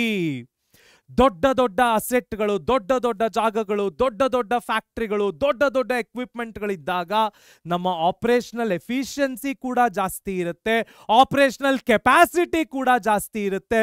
Capacity plus efficiency is equal to profit. ಎಷ್ಟು ಆಪರೇಷನಲ್ ಕೆಪಾಸಿಟಿ ದೊಡ್ಡದಾಗುತ್ತೆ, ಎಷ್ಟು ಆಪರೇಷನಲ್ ಎಫಿಷಿಯನ್ಸಿ ಜಾಸ್ತಿ ಆಗುತ್ತೆ, ಅಷ್ಟಷ್ಟು ಪ್ರಾಫಿಟ್ಗಳನ್ನು ಬಿಸ್ನೆಸ್ ಮಾಡಲಿಕ್ಕೆ ಶುರು ಮಾಡುತ್ತೆ. ದ್ಯಾಟ್ ವಿಲ್ ಡಿಸೈಡ್ ಆ business ಯಾವ ದಿಕ್ಕಿನಲ್ಲಿ ಹೋಗ್ತಾ ಇದೆ ಅಂತ. ನೆಕ್ಸ್ಟ್ ನೋಡೋದಾದ್ರೆ ಕರೆಂಟ್ ಅಸೆಟ್ಸ್ ಕಂಟ್ರೋಲ್. ಇಲ್ಲಿ ನಾನೊಂದು ಟಾಪಿಕ್ ಬಗ್ಗೆ ಮಾತಾಡಬೇಕು. ಈ ಫಿಕ್ಸೆಡ್ ಅಸೆಟ್ಸ್ ಅನ್ನ ನಾನು ಇವಾಗಲೇ ನಿಮಗೆ ಹೇಳಿದ್ದೀನಿ ಕೂಡ, ಫಿಕ್ಸೆಡ್ ಕ್ಯಾಪಿಟಲ್ ಅಂತ ಕರಿತೀವಿ. ನಾನು ಎಷ್ಟು ಪ್ರೊಡಕ್ಷನ್ ಅನ್ನ ಮಾಡಲಿ, ಯಾವ ರೇಂಜಿನಲ್ಲಿ ಪ್ರೊಡಕ್ಷನ್ ಅನ್ನ ಮಾಡಲಿ, ಡಸಂಟ್ ಮ್ಯಾಟರ್. ನಮ್ಮ ಫಿಕ್ಸೆಡ್ ಕ್ಯಾಪಿಟಲ್ ಆಲ್ಮೋಸ್ಟ್ ಕಾನ್ಸ್ಟೆಂಟ್ ಆಗಿ ಇರುತ್ತೆ. ಇದನ್ನ ಫಿಕ್ಸೆಡ್ ಕಾಸ್ಟ್ ಅಂತ ಕೂಡ ಕೆಲವೊಂದು ಜಾಗಗಳಲ್ಲಿ ಕರಿಬಹುದು. ನೆಕ್ಸ್ಟ್ ನಾನು ನನ್ನ ಕರೆಂಟ್ ಅಸೆಟ್ಸ್ ಕಂಟ್ರೋಲಿನ ಬಗ್ಗೆ ಮಾತಾಡ್ತೀನಿ. ಇಲ್ಲಿ ನಾವು ಮುಖ್ಯವಾಗಿ ಮಾತಾಡಬೇಕಾಗಿರ್ತಕ್ಕಂಥದ್ದೇ ವರ್ಕಿಂಗ್ ಕ್ಯಾಪಿಟಲ್ನ ಬಗ್ಗೆ. ಇದಕ್ಕೆ ನಾನೊಂದು ಲೈಫ್ ಎಕ್ಸಾಂಪಲ್ಗಳನ್ನು ತಗೊಳ್ಳೋದಾದ್ರೆ ನಮ್ಮ ಗೋಲ್ಗಪ್ಪದವ್ರಿಗೆ ಅವರು ಇಟ್ಕೊಂಡಿರ್ತಕ್ಕಂತಹ ಪಾತ್ರೆಗಳು, ಆ ಸ್ಟ್ಯಾಂಡ್ಗಳು ಅವರ ಫಿಕ್ಸೆಡ್ ಅಸೆಟ್. ಪ್ರತಿ ರಾತ್ರಿ ಬಸ್ ಸ್ಟಾಪಿನ ಹತ್ರ ಆ ಜಾಗದಲ್ಲಿ ಬಂದು ಅವನ ಸ್ಟ್ಯಾಂಡನ್ನ ಇಟ್ಕೊಂಡು ಪಾತ್ರೆಗಳನ್ನ ಇಟ್ಕೊಂಡು ಗೋಲ್ಗಪ್ಪವನ್ನ ಮಾರ್ತಾನೆ. ಆದ್ರೆ ಆ ಗೋಲ್ಗಪ್ಪವನ್ನ ಮಾಡಲಿಕ್ಕೆ ಬೇಕಾಗಿರ್ತಕ್ಕಂತಹ ಪೂರಿಗಳು, ಬೇಕಾಗಿರ್ತಕ್ಕಂತಹ ಆಲೂಗಡ್ಡೆ, ಸ್ಪೈಸಸ್, ಆ ನೀರು, ಅದು ಯಾವುದೇ ನೀರಾಗಿರ್ಬೋದು, ಅದೆಲ್ಲವೂ ಏನಾಗತ್ತೆ, ಅವನ ವರ್ಕಿಂಗ್ ಕ್ಯಾಪಿಟಲ್ ಆಗತ್ತೆ. ಸೊ ನಾನಿಲ್ಲಿ ಏನು ಹೇಳಲಿಕ್ಕೆ ಪ್ರಯತ್ನ ಮಾಡ್ತಾ ಇದ್ದೀನಿ ಅಂದ್ರೆ, ಯಾವುದೇ ಒಂದು ಆರ್ಗನೈಸೇಷನ್ ತಮ್ಮ ದಿನನಿತ್ಯದ ಆಪರೇಷನ್ಗಳನ್ನ, ದಿನನಿತ್ಯದ ಕೆಲಸಗಳನ್ನ ಎಫಿಷಿಯಂಟ್ ಆಗಿ ನಡೆಸಲಿಕ್ಕೆ ಅವರಿಗೆ ದಿನನಿತ್ಯದ ಬಂಡವಾಳ ಬೇಕಾಗತ್ತೆ. ಆ ಬಂಡವಾಳವನ್ನ ನಾವೇನಂತ ಕರಿತೀವಿ, ವರ್ಕಿಂಗ್ ಕ್ಯಾಪಿಟಲ್ ಅಂತ ಕರಿತೀವಿ. So influences the quantum and breakup of current assets into cash, inventory, receivables, affecting liquidity and working capital. ಇದಕ್ಕೆ ನಾವೇನಂತೀವಿ, ಕರೆಂಟ್ ಅಸೆಟ್ಸ್ ಕಂಟ್ರೋಲ್ ಅಂತೀವಿ. ನೆಕ್ಸ್ಟ್ ನೋಡೋದಾದ್ರೆ ಫಂಡಿಂಗ್ ಮಿಕ್ಸ್. ಏನು ಫಂಡಿಂಗ್ ಮಿಕ್ಸ್ ಅಂದ್ರೆ, ವೆರಿ ಇಂಪಾರ್ಟೆಂಟ್. ಯಾವುದೇ ಒಂದು ಆರ್ಗನೈಸೇಷನ್ ಎಕ್ವಿಟಿಯಲ್ಲಿ ದುಡ್ಡನ್ನ ತೆಗಿಬಹುದು. ನಾನು ನನ್ನ ಕಂಪನಿಯ ಶೇರುಗಳನ್ನ ವಿಸಿಗಳಿಗಾಗಿರ್ಬೋದು, ಪಬ್ಲಿಕ್ಗಾಗಿರ್ಬೋದು ಮಾರಾಟ ಮಾಡಿ ದುಡ್ಡನ್ನ ಫೈನಾನ್ಸ್ ರೂಪದಲ್ಲಿ ಆಚೆ ತೆಗಿಬಹುದು. ನೆಕ್ಸ್ಟ್ ನೋಡೋದಾದ್ರೆ, ನಾನು ನನ್ನ ಕಂಪನಿಗೆ ಡೆಟ್ ಅಂದ್ರೆ ಸಾಲದ ಮುಖೇನ ದುಡ್ಡನ್ನ ಆಚೆ ತೆಗಿಬಹುದು. ಈ ಎಕ್ವಿಟಿ ಡೆಟ್ಟಿನ ಮಿಕ್ಸ್ ಬಹಳ ಬಹಳ ಇಂಪಾರ್ಟೆಂಟ್ ಆಗುತ್ತೆ. So determines the proportion of long term and short term funds, balancing liquidity and profitability considerations. ನನ್ನ ಲಿಕ್ವಿಡಿಟಿಗೂ ಎಫೆಕ್ಟ್ ಆಗಬಾರ್ದು, ಪ್ರಾಫಿಟಬಿಲಿಟಿಯು ಅತ್ಯುತ್ತಮವಾಗಿರಬೇಕು. ಹಾಗಾದ್ರೆ ನನ್ನ ಕ್ಯಾಪಿಟಲಿನ ಫಂಡಿಂಗ್ ಮಿಕ್ಸ್ ಯಾವ ರೀತಿ ಇರಬೇಕು? ಎಷ್ಟು ಸಾಲದ ರೂಪದಲ್ಲಿ ನಾನು ದುಡ್ಡು ತರಬೇಕು, ಎಷ್ಟು ಎಕ್ವಿಟಿಯ ರೂಪದಲ್ಲಿ ನಾನು ದುಡ್ಡು ತರಬೇಕು, ಎಷ್ಟು ಓನರ್ಶಿಪ್ ಅನ್ನ ನನ್ನ ಕಂಪನಿಯಲ್ಲಿ ನಾನು ಮಾರಾಟ ಮಾಡಬೇಕು, ಯಾವ ಹಂತದಲ್ಲಿ ಓನರ್ಶಿಪ್ ಅನ್ನ ಮಾರಾಟ ಮಾಡೋದು ನಿಲ್ಲಿಸಿ ಬರೀ ಬ್ಯಾಂಕ್ಗಳಿಂದ ನಾನು ಲೋನ್ ತರಬೇಕು, ಇವೆಲ್ಲ ನಿರ್ಧಾರಗಳನ್ನು ತಗೊಳ್ಬೇಕಾಗತ್ತೆ. ಅದಕ್ಕೆ ನಾವೇನಂತ ಕರಿತೀವಿ, ಫಂಡಿಂಗ್ ಮಿಕ್ಸ್ ಅಂತ ಕರಿತೀವಿ. ನೆಕ್ಸ್ಟ್ ನೋಡೋದಾದ್ರೆ ಕ್ಯಾಪಿಟಲ್ ಸ್ಟ್ರಕ್ಚರ್. ಏನು capital structure? Simple. It shapes the breakup of long term financing into debt, equity and other instruments affecting the financial risk and cost of capital. So ನಾನು ಎಕ್ವಿಟಿಯಲ್ಲಿ ದುಡ್ಡು ತಂದಾಗ ನನ್ನ risk, ownership ಅನ್ನ ಮಾರಾಟ ಮಾಡ್ತಕ್ಕಂಥದ್ದು, ನನ್ನ ಕಾಸ್ಟ್, ಅವರಿಗೆ ನಾನು ಎಷ್ಟು ಡಿವಿಡೆಂಟ್ ಕೊಡ್ತೇನೆ ಅದರ ಪರ್ಸೆಂಟೇಜ್, ನಾನು ಡೆಟ್ಟಿನಲ್ಲಿ ದುಡ್ಡನ್ನ ತಂದಾಗ ನಾನು ಸಾಲಕ್ಕೆ ಎಷ್ಟು ಇಂಟ್ರೆಸ್ಟ್ ಕಟ್ತೀನಿ, ದಟ್ ಈಸ್ ಅವರ್ ಕಾಸ್ಟ್.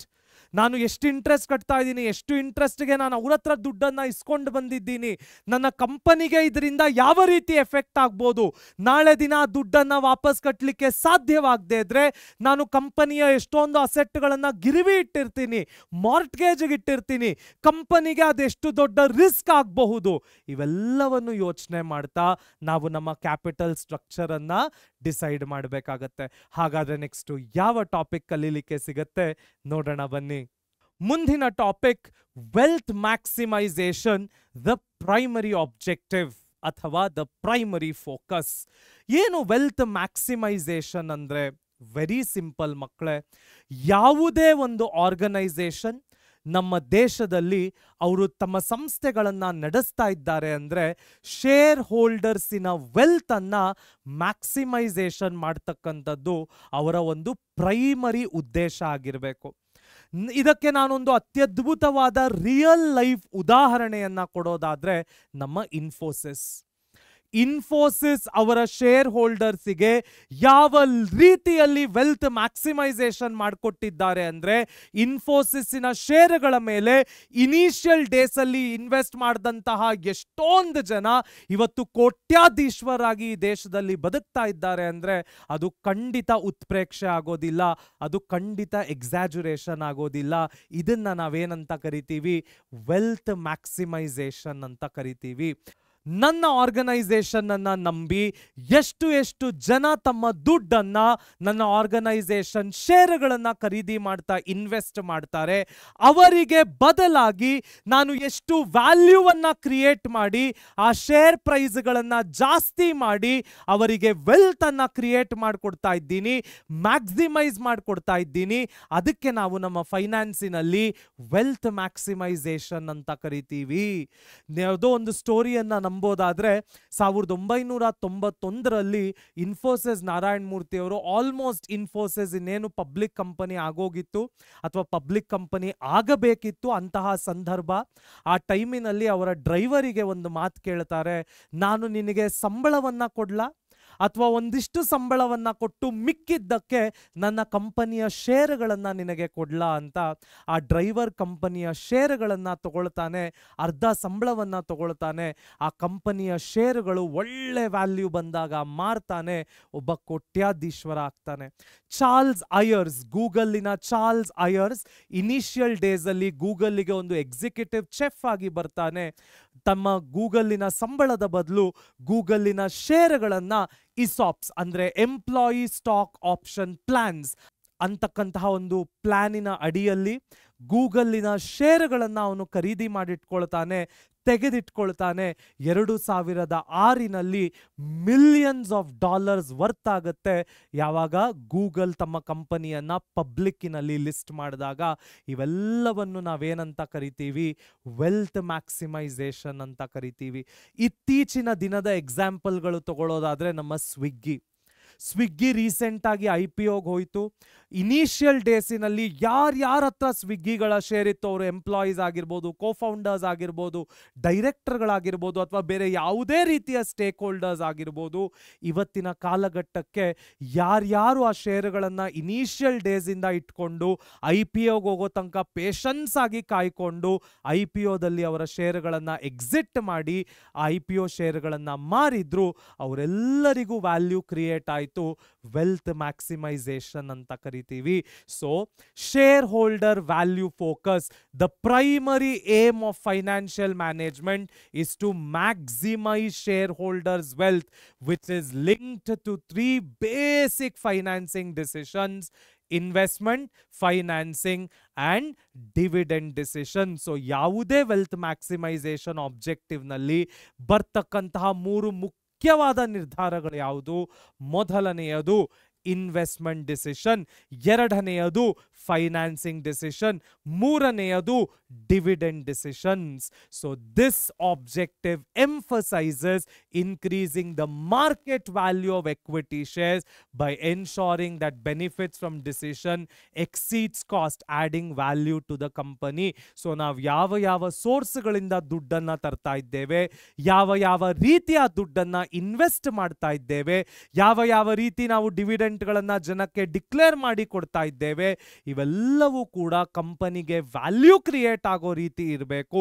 ನಮ್ಮ ಕಾಸ್ಟ್ ಅನ್ನ ಎಕ್ಸೀಡ್ ಮಾಡಿ ಪ್ರಾಫಿಟ್ ಬರೋ ರೀತಿಯಲ್ಲೇ ಇರಬೇಕೆ ಹೊರತು ಲಾಸ್ ಆಗಿ ಶೇರ್ ಹೋಲ್ಡರ್ಸ್ ವೆಲ್ತ್ ನ ಡಿಮಿನಿಷ್ ಮಾಡ್ತಕ್ಕಂಥ ರೀತಿಯಲ್ಲಿ ನಾವು ಯಾವತ್ತೂ ನಿರ್ಧಾರಗಳನ್ನ ತೆಗೆದುಕೊಳ್ಬಾರ್ದು. ಹಾಗಾದ್ರೆ ನೆಕ್ಸ್ಟ್ ಯಾವ ಟಾಪಿಕ್ ಕಲಿಯಕ್ಕೆ ಸಿಗುತ್ತೆ ನೋಡೋಣ ಬನ್ನಿ.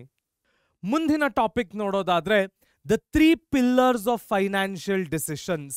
ಈಗ ತಾನೇ ಇದರ ಬಗ್ಗೆ ವೆಲ್ತ್ ಮ್ಯಾಕ್ಸಿಮೈಸೇಷನ್ ಮಾಡುವಾಗ ಹೇಳಿದೆ. ಮೊದಲನೆಯದು ಇನ್ವೆಸ್ಟ್ಮೆಂಟ್ ಡಿಸಿಷನ್ಸ್. ಯಾವ ರೀತಿ ನಾವು ನಮ್ಮ ಫೈನಾನ್ಸ್ ಅನ್ನ ಆಸೆಟ್ಗಳ ಮೇಲೆ ಇನ್ವೆಸ್ಟ್ ಮಾಡ್ತೀವಿ, ಲಾಂಗ್ ಟರ್ಮ್ ಆಸೆಟ್ಗಳಾಗಿರ್ಬೋದು, ಶಾರ್ಟ್ ಟರ್ಮ್ ಆಸೆಟ್ಗಳಾಗಿರ್ಬೋದು, ಯಾವ ರೀತಿ ನಾವು ಅದನ್ನ ಅಕ್ವೈರ್ ಮಾಡ್ಕೊಳ್ತೀವಿ ಅಂತಕ್ಕಂಥದ್ದೇ investment decisions. So it concerns how firms funds are invested in different assets, long term as well as short term. Next decision ನೋಡೋದಾದ್ರೆ ಫೈನಾನ್ಸಿಂಗ್ ಡಿಸಿಷನ್. ಯಾವ ರೀತಿಯಲ್ಲಿ ನಮ್ಮ ಕಂಪನಿ ತಮ್ಮ ಫಂಡ್ಗಳನ್ನ ರೇಸ್ ಮಾಡಲಿಕ್ಕೆ ಇಚ್ಛೆ ಪಡ್ತಾ ಇದ್ದಾರೆ. ಎಕ್ವಿಟಿಯಲ್ಲಿ ರೇಸ್ ಮಾಡಬೇಕಾ, ಡೆಟ್ಟಿನಲ್ಲಿ ರೇಸ್ ಮಾಡಬೇಕಾ, ಬ್ಯಾಂಕ್ಗಳಿಂದ ಸಾಲ ತರಬೇಕಾ, ಅಥವಾ ಕಸಿನ್ಸ್, ಫ್ರೆಂಡ್ಸ್, ರಿಲೇಟಿವ್ಸ್ ಹತ್ರ ದುಡ್ಡು ಇಸ್ಕೊಳ್ಬೇಕಾ, ಯಾವ ರೀತಿಯಲ್ಲಿ ನಾವು ಆ ದುಡ್ಡನ್ನ ಪ್ರೊಕ್ಯೂರ್ ಮಾಡಬೇಕು, ಇದಕ್ಕೆ ನಾವೇನಂತ ಕರಿತೀವಿ?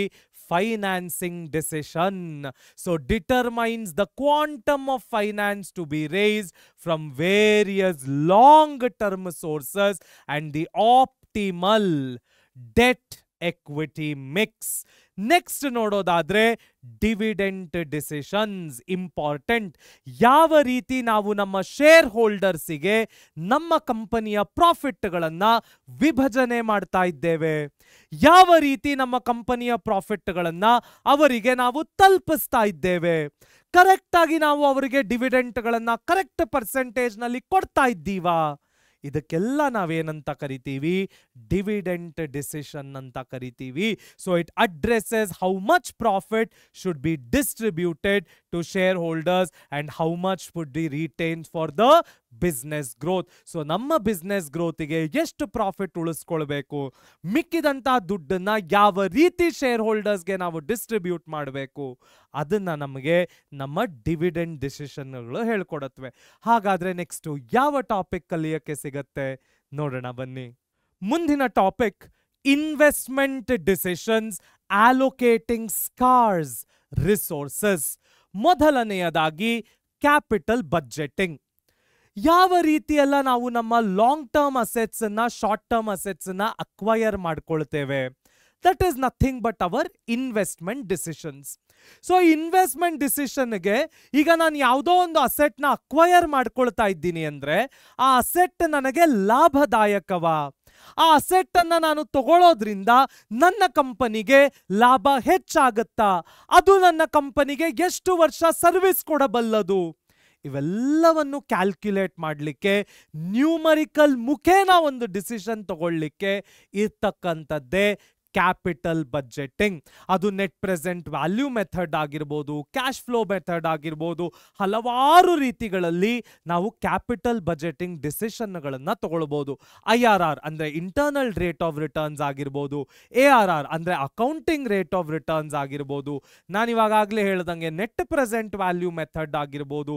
ಈ ರೀತಿ ಹಲವಾರು ಮೆಥಡ್ಗಳಲ್ಲಿ ನಾವು ನಮ್ಮ ಕಂಪನಿಗೆ ಅಕ್ವೈರ್ ಮಾಡ್ಕೊಳ್ತಾ ಇರ್ತಕ್ಕಂಥ ಅಸೆಟ್ಟಿನ ವ್ಯಾಲ್ಯೂವನ್ನ ಡಿಟರ್ಮೈನ್ ಮಾಡಬಹುದು, ಅದರ ಯೂಸ್ಫುಲ್ನೆಸ್ ಅನ್ನ ಡಿಟರ್ಮೈನ್ ಮಾಡಬಹುದು. ಅದಕ್ಕೆ ನಾವೇನಂತೀವಿ, ಕ್ಯಾಪಿಟಲ್ ಬಜೆಟಿಂಗ್ ಅಂತೀವಿ. So long term investment decision involving fixed assets that affects the earning capacity in the long run. Next ನೋಡೋದಾದ್ರೆ ವರ್ಕಿಂಗ್ ಕ್ಯಾಪಿಟಲ್. ನಾನು ಇದನ್ನ ಒಂದು ಅತ್ಯದ್ಭುತವಾದ ರಿಯಲ್ ಲೈಫ್ ಎಕ್ಸಾಂಪಲ್ ಒಟ್ಟಿಗೆ ನಿಮಗೆ ಹೇಳಿದೆ. ಒಬ್ಬ ಗೋಲ್ಗಪ್ಪಾದವನಿಗೆ ಅವನ ಸ್ಟ್ಯಾಂಡು ಮತ್ತೆ ಪಾತ್ರೆಗಳು ಫಿಕ್ಸೆಡ್ ಅಸೆಟ್ಸ್ ಆದ್ರೆ ಅವನು ದಿನನಿತ್ಯ ಮಾಡ್ತಕ್ಕಂತಹ ಪಾನಿಪುರಿಗೆ ಬೇಕಾಗಿರ್ತಕ್ಕಂತಹ ಪಾನಿ ಅಂದ್ರೆ ನೀರು, ಆಲೂಗಡ್ಡೆ, ಸ್ಪೈಸಸ್ ಮತ್ತು ಆ ಪೂರಿ ಏನಿರುತ್ತೆ ಇವೆಲ್ಲವೂ ಅವನ working capital. This is nothing but what? Investment decision. ಒಂದು ಕಂಪನಿಯ ದಿನನಿತ್ಯದ ಖರ್ಚುಗಳನ್ನ ಯಾವ ರೀತಿ ನಿಭಾಯಿಸಬೇಕು. ಫಾರ್ ಎಕ್ಸಾಂಪಲ್, ನಾನೊಂದು ಕೋಚಿಂಗ್ ಸೆಂಟರ್ ಅನ್ನ ನಡೆಸ್ತಾ ಇದ್ದೇನೆ. ಕೋಚಿಂಗ್ ಸೆಂಟರಿನ ಬಿಲ್ಡಿಂಗ್ ಫಿಕ್ಸೆಡ್ ಅಸೆಟ್ ಆಗುತ್ತೆ, ಬೆಂಚು ಮತ್ತು ಬೋರ್ಡು, ಈ ತರ ಸ್ಮಾರ್ಟ್ ಬೋರ್ಡ್ಗಳು ಇವೆಲ್ಲ ಫಿಕ್ಸೆಡ್ ಅಸೆಟ್ ಆಗುತ್ತೆ.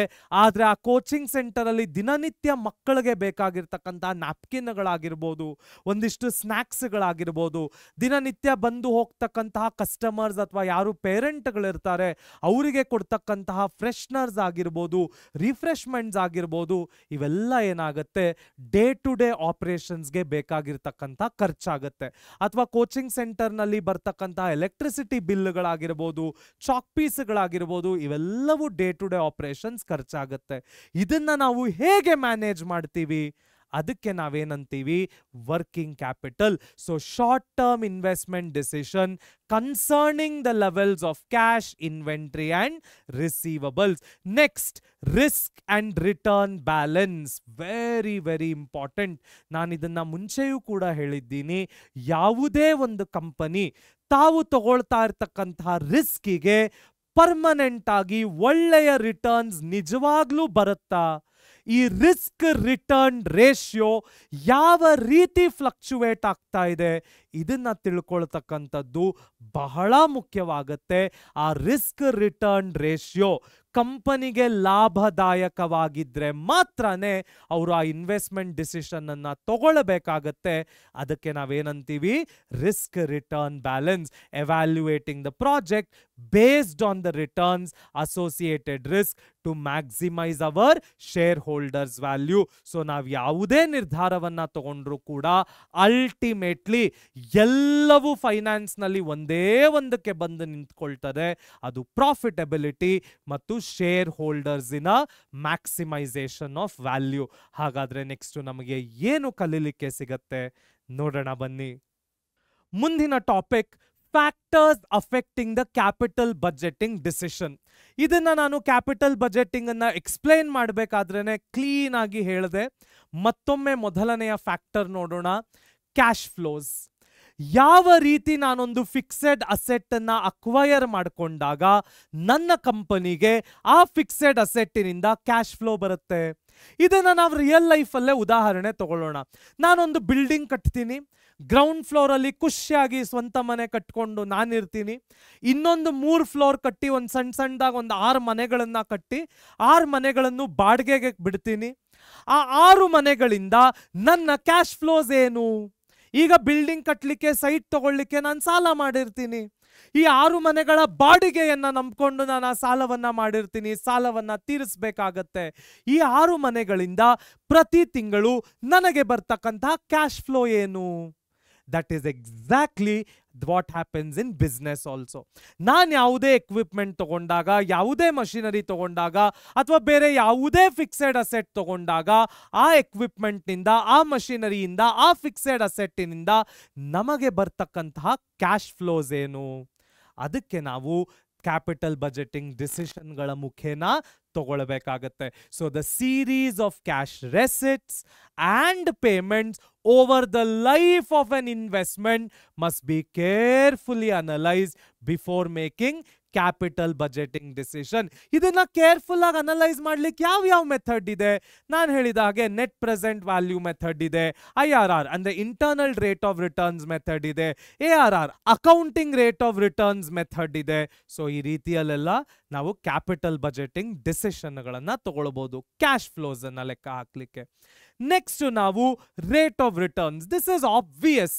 ನಾನು ಯಾವುದೇ ಇನ್ವೆಸ್ಟ್ಮೆಂಟ್ ಮಾಡಿದ್ರೂ ಕೂಡ ಫಸ್ಟ್ ನಾನು ಯೋಚನೆ ಮಾಡ್ತಕ್ಕಂಥದ್ದೇ ಆ ಇನ್ವೆಸ್ಟ್ಮೆಂಟಿನಿಂದ ನನಗೆ ಯಾವ ರೇಟ್ ಆಫ್ ರಿಟರ್ನ್ಸ್ ಇದೆ, ಆ ಇನ್ವೆಸ್ಟ್ಮೆಂಟಿನಿಂದ ನಾನೆಷ್ಟು ದುಡ್ಡನ್ನ ಮಾಡಬಹುದು. That is the first thing that I will think. So the expected returns from each proposal and assessment of risk involved are critical criteria. Higher return projects are generally preferred when risk levels are comparable. So ಯಾವ ಪ್ರಾಜೆಕ್ಟ್ಗಳು ನನಗೆ highest rate of returns ಕೊಡುತ್ತೆ ಆ ಪ್ರಾಜೆಕ್ಟ್ಗಳನ್ನು first ನಾನು ತೆಗೆದುಕೊಳ್ತೀನಿ. ಅದಕ್ಕೆ ಬೇಕಾಗಿರ್ತಕ್ಕಂತಹ ರಿಸ್ಕ್ಗಳು ಏನಿದೆ ಅದನ್ನು balance ಮಾಡ್ತಕ್ಕಂಥದ್ದು. ಅದರಲ್ಲೂ ಈ ಪ್ರಾಜೆಕ್ಟ್ಗಳಲ್ಲಿ ಕಡಿಮೆ ರಿಸ್ಕ್ ಇದ್ರೆ, ಹೈ ರಿಟರ್ನ್ಸ್ ಇದ್ರೆ, that will B companies first choice. Next ನೋಡೋದಾದ್ರೆ ಇನ್ವೆಸ್ಟ್ಮೆಂಟ್ ಕ್ರೈಟೀರಿಯಾ. ಯಾವ ಕ್ರೈಟೀರಿಯಾ ಅಂದ್ರೆ ಯಾವ ಪ್ಯಾರಾಮೀಟರ್ಗಳನ್ನ ಇಟ್ಕೊಂಡು ನಾವು ಇನ್ವೆಸ್ಟ್ಮೆಂಟ್ಗಳನ್ನ ಮಾಡಬಹುದು. Various techniques to evaluate investment proposals. Capital budgeting techniques must be applied to each proposal before selecting the project. ಈ ಪ್ರಪೋಸಲ್ಗಳು ಅಥವಾ ಈ ಟೆಕ್ನಿಕ್ಗಳ ಬಗ್ಗೆ ನಾನು ಹೇಳ್ತಾನೆ ಇದ್ದೀನಿ. NPV method, IRR method, ARR method, ಹಲವಾರು ಮೆಥಡ್ಗಳನ್ನು ಉಪಯೋಗಿಸ್ಕೊಂಡು ನಾವು ಈ ಕ್ರೈಟೀರಿಯಾವನ್ನ ಎವ್ಯಾಲ್ಯೂಯೇಟ್ ಮಾಡ್ಬೋದು. ಹಾಗಾದ್ರೆ ನೆಕ್ಸ್ಟ್ ಯಾವ ಟಾಪಿಕ್ ಕಲಿಯೋಕ್ಕೆ ಸಿಗುತ್ತೆ ನೋಡೋಣ ಬನ್ನಿ.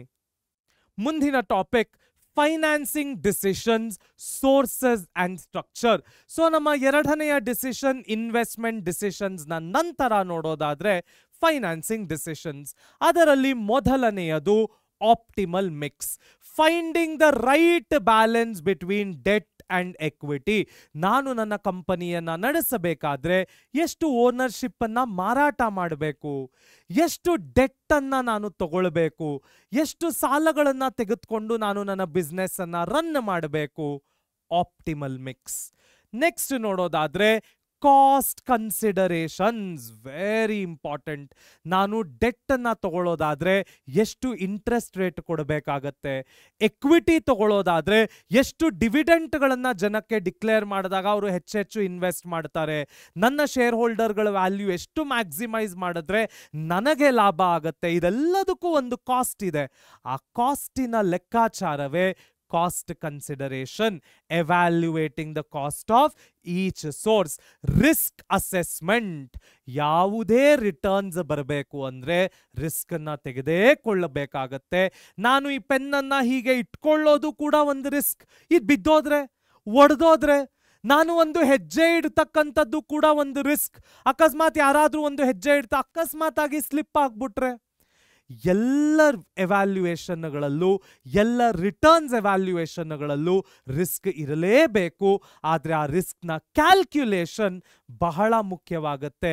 ಅದಕ್ಕೆ ನಾವೇನಂತೀವಿ, risk assessment. Next, control implications. So understanding how finance affects ownership control ಬಹಳ ಮುಖ್ಯ. ನಿಮ್ಗೆಲ್ಲ ಇದೊಂದು ಡೌಟ್ ಬರ್ಬೋದು, ಸರ್ ಎಷ್ಟೊಂದು ಕಂಪನಿಗಳಲ್ಲಿ ಯಾವುದೋ ಒಬ್ಬ ವ್ಯಕ್ತಿ ಎಷ್ಟೊಂದು ಎಫರ್ಟ್ ಹಾಕಿ ಆ ಕಂಪನಿಯನ್ನ ಹುಟ್ಟಾಕಿರ್ತಾನೆ.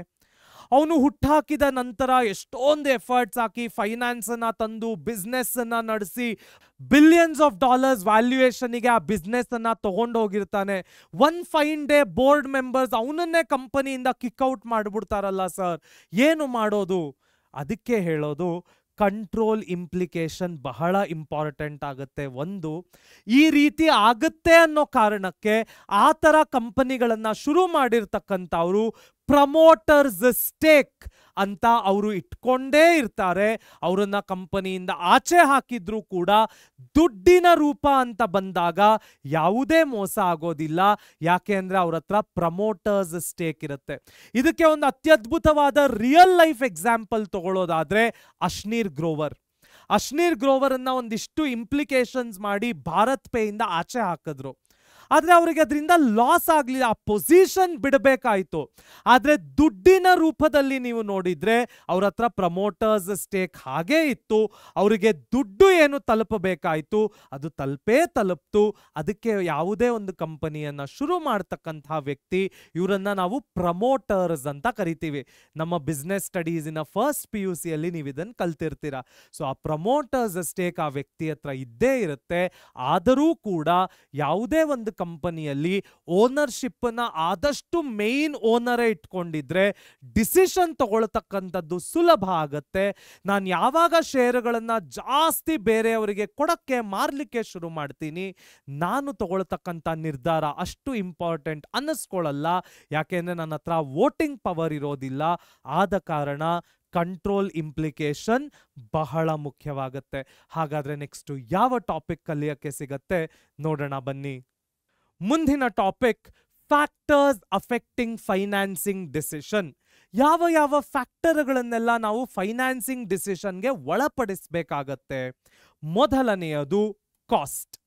ಇದನ್ನ ನಾನು ಹೇಳ್ತಾನೆ ಇದ್ದೀನಿ. ನಾವು ಯಾವ ಯಾವ ಸೋರ್ಸ್ಗಳಿಂದ ದುಡ್ಡು ತರ್ತೇವೆ, ಆ ಸೋರ್ಸ್ಗಳಿಂದ ದುಡ್ಡು ತರಲಿಕ್ಕೆ ನಮಗಾಗ್ತಕ್ಕಂತಹ ಖರ್ಚೇನು? ಸಾಲದಲ್ಲಿ ತಂದ್ರೆ ನಾನು ಎಷ್ಟು ಬಡ್ಡಿ ಕಟ್ಟಬೇಕಾಗತ್ತೆ, ಎಕ್ವಿಟಿಯಲ್ಲಿ ತಂದ್ರೆ ನಾನು ಅದಕ್ಕೆ ಎಷ್ಟು ಡಿವಿಡೆಂಟ್ಗಳನ್ನ ಡಿಕ್ಲೇರ್ ಮಾಡಿ ದುಡ್ಡು ಕೊಡಬೇಕಾಗತ್ತೆ, ಪ್ರಾಫಿಟ್ ಹಂಚಿಕೆ ಆಗುತ್ತೆ, ಎಷ್ಟು ಹಂಚಿಕೆ ಆಗುತ್ತೆ, ಇವೆಲ್ಲವನ್ನು ಕನ್ಸಿಡರ್ ಮಾಡಬೇಕಾಗತ್ತೆ ಕಾಸ್ಟ್. ನೆಕ್ಸ್ಟ್ ನೋಡೋದಾದ್ರೆ ರಿಸ್ಕ್. ಯಾವೆಲ್ಲ ರಿಸ್ಕ್ಗಳು ನಾನು ಆ ಸೋರ್ಸಿನಿಂದ ದುಡ್ಡನ್ನ ತಂದ್ರೆ ನನಗೆ ಉಂಟಾಗತ್ತೆ? ನಾನು ನನ್ನ ಎಕ್ವಿಟಿಯನ್ನ ಹೆಚ್ಚೆಚ್ಚು ಮಾರಿ ದುಡ್ಡು ತಂದ್ರೆ ಓನರ್ಶಿಪ್ ಕಂಟ್ರೋಲ್ ಹೋಗ್ಬೋದು. ಹೆಚ್ಚೆಚ್ಚು ಸಾಲಗಳನ್ನ ಮಾಡಿ ನಾಳೆ ಸಾಲ ಕಟ್ಲಿಕ್ಕೆ ಆಗದೆ ಇದ್ರೆ ಅವರು ಕಂಪನಿಯ ಅಸೆಟ್ಗಳನ್ನ ಗಿರ್ವಿ ಇಟ್ಕೊಳ್ಬಹುದು. ಇವೆಲ್ಲ ಪ್ರಾಬ್ಲಮ್ಗಳು ಇವೆ, ಇವೆಲ್ಲ ರಿಸ್ಕ್ಗಳು ಇವೆ. ಇವನ್ನ ನಾವು ಎವ್ಯಾಲ್ಯೂಯೇಟ್ ಮಾಡಬೇಕಾಗತ್ತೆ. Next, cash flow position. ನಮ್ಮ ಕಂಪನಿಯ ಕ್ಯಾಶ್ ಫ್ಲೋ ಪೊಸಿಷನ್ ಯಾವ ರೀತಿ ಇದೆ? ನಾನು ಈ ಸೋರ್ಸಿನಿಂದ ದುಡ್ಡನ್ನ ತಂದ್ರೆ ಕ್ಯಾಶ್ ಫ್ಲೋಸಿಗೆ ಹೇಗೆ ಅಫೆಕ್ಟ್ ಆಗುತ್ತೆ? ನಾನು ಸಂಪಾದನೆ ಮಾಡ್ತಕ್ಕಂಥ ಎಲ್ಲ ದುಡ್ಡುಗಳನ್ನು ನಾನು ಬಡ್ಡಿ ಕಟ್ಟಲಿಕ್ಕೆ, ಇಂಟ್ರೆಸ್ಟ್ ಕಟ್ಟಲಿಕ್ಕೆ, ಜನರ ಹತ್ರ ಪ್ರಾಫಿಟ್ ಶೇರ್ ಮಾಡಲಿಕ್ಕೆ ಉಪಯೋಗಿಸ್ಬಿಟ್ರೆ ನನ್ನ ಕಂಪನಿಯ ಕ್ಯಾಶ್ ಫ್ಲೋ ಪೊಸಿಷನ್ ಏನಾಗುತ್ತೆ? ನನಗೆ ಬೇಕಾಗಿರ್ತಕ್ಕಂಥ ದುಡ್ಡು, ಕಂಪನಿಯನ್ನ ನಡೆಸಲಿಕ್ಕೆ ಬೇಕಾಗಿರುವ ದುಡ್ಡು ಎಲ್ಲಿಂದ ಸಿಗುತ್ತೆ? ಇದನ್ನ ಲೆಕ್ಕ ಹಾಕೋದು ಇಂಪಾರ್ಟೆಂಟ್ ಆಗತ್ತೆ. Cash flow position. ನೆಕ್ಸ್ಟ್ ನೋಡೋದಾದ್ರೆ control considerations. So equity issues may dilute management control while debt financing preserves ownership structure. ನಾನು ಹೇಳಿದ ಹಾಗೆ ಎಕ್ವಿಟಿಯ ಮುಖೇನ ನಾವು ದುಡ್ಡನ್ನ ತಂದ್ರೆ ನಾವು ಎಕ್ವಿಟಿಯನ್ನ ಕೊಡಬೇಕಾಗತ್ತೆ, ಓನರ್ಶಿಪ್ ಅನ್ನ ಡೈಲ್ಯೂಟ್ ಮಾಡಬೇಕಾಗತ್ತೆ. ಡೆಟ್ಟಿನ ಮುಖೇನ ನಾವು ದುಡ್ಡನ್ನ ತಂದ್ರೆ ಸಾಲಗಳು ಜಾಸ್ತಿ ಆಗತ್ತೆ. ಕೆಲವೊಮ್ಮೆ ನಾನು ಹೇಳಿದ ಹಾಗೆ ಅಸೆಟ್ಗಳನ್ನ ಗಿರಿವಿ ಇಡಬೇಕಾಗತ್ತೆ. ಸೊ ಇವೆರಡರ ನಡುವೆ ಇರ್ತಕ್ಕಂಥ ರೈಟ್ ಬ್ಯಾಲೆನ್ಸ್ ಯಾವುದು? ಸಾಮಾನ್ಯವಾಗಿ 2:1 ratio best ratio debt equity ಮಿಕ್ಸ್ಗೆ ಅಂತ ಕರೀತಾರೆ. So that also can be considered while doing or while taking financial decision. ಹಾಗಾದ್ರೆ ನೆಕ್ಸ್ಟ್ ಏನು ಕಲಿಯಕ್ಕೆ ಸಿಗುತ್ತೆ ನೋಡೋಣ ಬನ್ನಿ. ಮುಂದಿನ topic dividend decisions, balancing the distribution and the retention. ಏನು ಡಿವಿಡೆಂಡ್ ಡಿಸಿಷನ್ಸ್ ಅಂದ್ರೆ, ಯಾವುದೇ ಒಂದು ಆರ್ಗನೈಸೇಷನ್ ತಾನು ಸಂಪಾದನೆ ಮಾಡುವಂತಹ ಪ್ರಾಫಿಟ್ಟಿನಲ್ಲಿ, ಲಾಭದಲ್ಲಿ ತನ್ನ ಶೇರ್ ಹೋಲ್ಡರ್ಸಿಗೆ ಪ್ರತಿ ವರ್ಷ ಒಂದಿಂತಿಷ್ಟು ಲಾಭವನ್ನ ಹಂಚ್ಕೊಳ್ಬೇಕಾಗತ್ತೆ. ಅದಕ್ಕೆ ನಾವೇನಂತ ಕರಿತೀವಿ? ಡಿವಿಡೆಂಡ್ಸ್ ಅಂತ ಕರಿತೀವಿ.